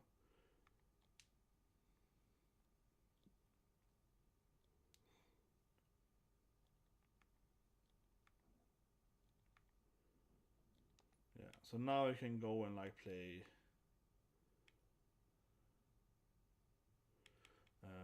like, you know, this part, right? And see everyone's date. I wonder if you pick this one, I wonder if we can like decide who you wanna date then. Okay, I don't do it now. But yeah, so that's something I will do later. What's here then?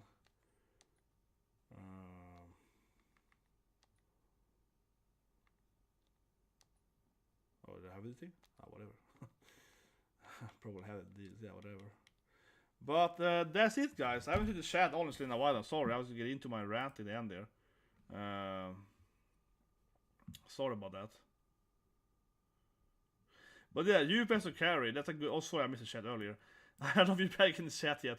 Sorry about that. I was really into it. The ending here. I got too emotional. But sorry, yeah. I was thinking. I sometimes, you know, I don't know. I'm a terrible streamer. Sometimes when I really feel it, I just get.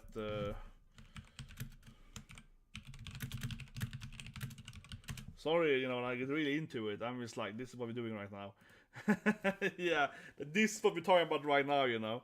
I got quite ranted there then, I don't know. But that is, I say the last, I agree with you 100% Devon, is that the last fight is kind of annoying, right? I keep saying it because of the materia thing, but it really is annoying when the game forces you to play different party members, and you couldn't even equip Catsit. Cass is a very good character. I mean, I stand by him in S tier, but because he left your party in chapter 12, and he was not playable in 13, and suddenly in 14 he's back again, or suddenly, but he's back again. But you can't actually like re-equip him something, or use like one panel, because as soon as he joins you in the end of 13, right? So then you're 14 only with Cloud and Zack a bit, and then you're only Cloud in like the save station in Sephiroth, right? For Air Sephiroth. So when were you supposed to like, you know, re-equip and reset Catsit? I almost think there is no place where you can re-equip Catsit. It doesn't make any sense. So the game like forces you to play with different team members in like some weird order, right, for the last boss fight. And yeah, one of them you can't even like retrain him, re-equip him, whatever. So it's very, very strange. Or you can't. I don't think there's. Well, okay. One thing, I guess you could press. Maybe you can press that, like the talent tree place before the last boss fight with Cloud, and then there go into Catsit to get him his last skills. I guess maybe. But see what I mean? Yeah, it's so weird. So you have to basically play as Cloud and go into Catsit's talent tree at that place. Maybe you can do that, but it seems like a really far-fetched start. So that thing is the game is really annoying. And that's been an issue in the game the whole game, right? And then when you start the last boss fight, you have this like it feels like a very randomized way you play different characters. It's very, very randomized, and some of them have no materia. Some of them have really good materia. It's really annoying, and the game told you that you're only playing Cloud now. I was like, okay, let's put it on Cloud, and so it was very, very strange. And the last boss fight was pretty hard, and of course, playing on the hard difficulty. And it was hard, but it would have been much easier, obviously, if you had known that, okay, for like, I don't know, Unova Part 3, it's gonna be like Yuffie, Barret, Red, so Yuffie has to do everything, okay, so Yuffie should have this gear, you know, and Barret should have this tank gear instead, yeah, like it's kind of silly how, because the game like has decided your party in secret before you. You're coming in there being like, oh my god. So the boss fight is pretty hard the first time, but I don't think the boss is actually that hard, right? It's hard for like an other reason it should be, right? It's hard because the game has like reshaped your team in a really weird way, and it keeps doing it. It's not hard because the boss is hard per se. It makes any sense. No, but it's like a hard in the wrong way. It's hard because the game is like, haha, you can't control your party members anymore. You can't decide your party members. And then it swaps around, and again and again and again. And you're just like, well, who's gonna have the good material then? And so on. Yeah, like it's hard because it removes your input, right? Your player tactical input is removed on the Anohana Sephiroth fight. That's why they're hard. Again, I don't think they were very hard anyway, but they certainly felt like, let's say it's like 5 out of 10 hard, right? But now it's like 8 out of 10. It's because the game is so confusing. How should you play? And the game like lies to you and say, you're only playing Cloud now, so you remove the equipment of Cassie's items or removed from him before. So yeah, you're like, what? So it's like really stupid. So like, yeah, like it's like, my god, oh my god, it was so stupid. Like it should have been like a 5 out of 10. It's like, yeah, tediously hard or something. And of course, the game really should have had a better way to swap materia, right? And I've said it many times. That's nothing new. The game should have a much better system for that, and I think everyone agrees with that. Yeah, this system here is the worst in the game. I mean, seriously, right? It's such a bad system. You could easily, and this is so stupid. I mean, honestly, the worst mistake this whole game did is this system here with the materia, and it's an easy way to fix it because I can press here, right? And now I moved it over there. Bam. What if I can just press and say like this row? It may be like Excel or whatever, right? Google spreadsheet. I can just press like everything here with Tifa down here, right? It doesn't fit, whatever. But they have the same amount of elements in the list. So I should be able to move these 6 down to Aerith with 1 button press, right? Bam, bam. Or 2 button press at most, right? Bam, bam. And then that. Or maybe it's 1 button press. Like, do you want to exchange Tifa and Aerith material? Yes, click, right? Easy done. If the game had that, oh my god, would it be a better game?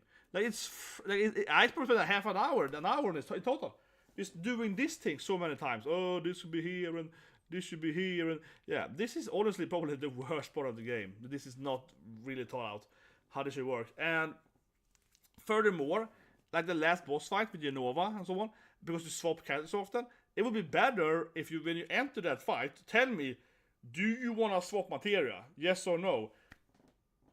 Allow the player to swap materia per boss fight, right? Per Unova Sephiroth. Yes, it would be easier, but it wouldn't be easier because you just make the boss harder, design it for that the player actually has the correct items, right? Because now instead, the boss clearly is kind of nerfed because they don't hit it hard, right? Mana abilities are kind of weak because the game assumes that you have like red and Cassie with no items on them. Yeah, the game assumes that you have like too few materia. So instead, just up the boss, right? And make the player change their load at every fight. And if you have a better system here, that would have worked. And then we'd have a more enjoyable last boss fight and everyone's involved. Because now instead of playing everyone at their maximum strength and item build and so on, everyone, half of them are like a mid tier or low tier, right? Bad equipment on them, and the bosses feel pretty mad. So that honestly, biggest thing in the game is the material for all low system. Yeah, it is terrible. Look at my Cassie, he doesn't have no banging on him. Yeah, because the game robbed him of all his items, right? So I get to the last boss, Cassie is completely empty of it, and the game never allows me to like fix that. It's just so stupid. Like it's a UX design issue, but I still must say this is the worst part of the whole game.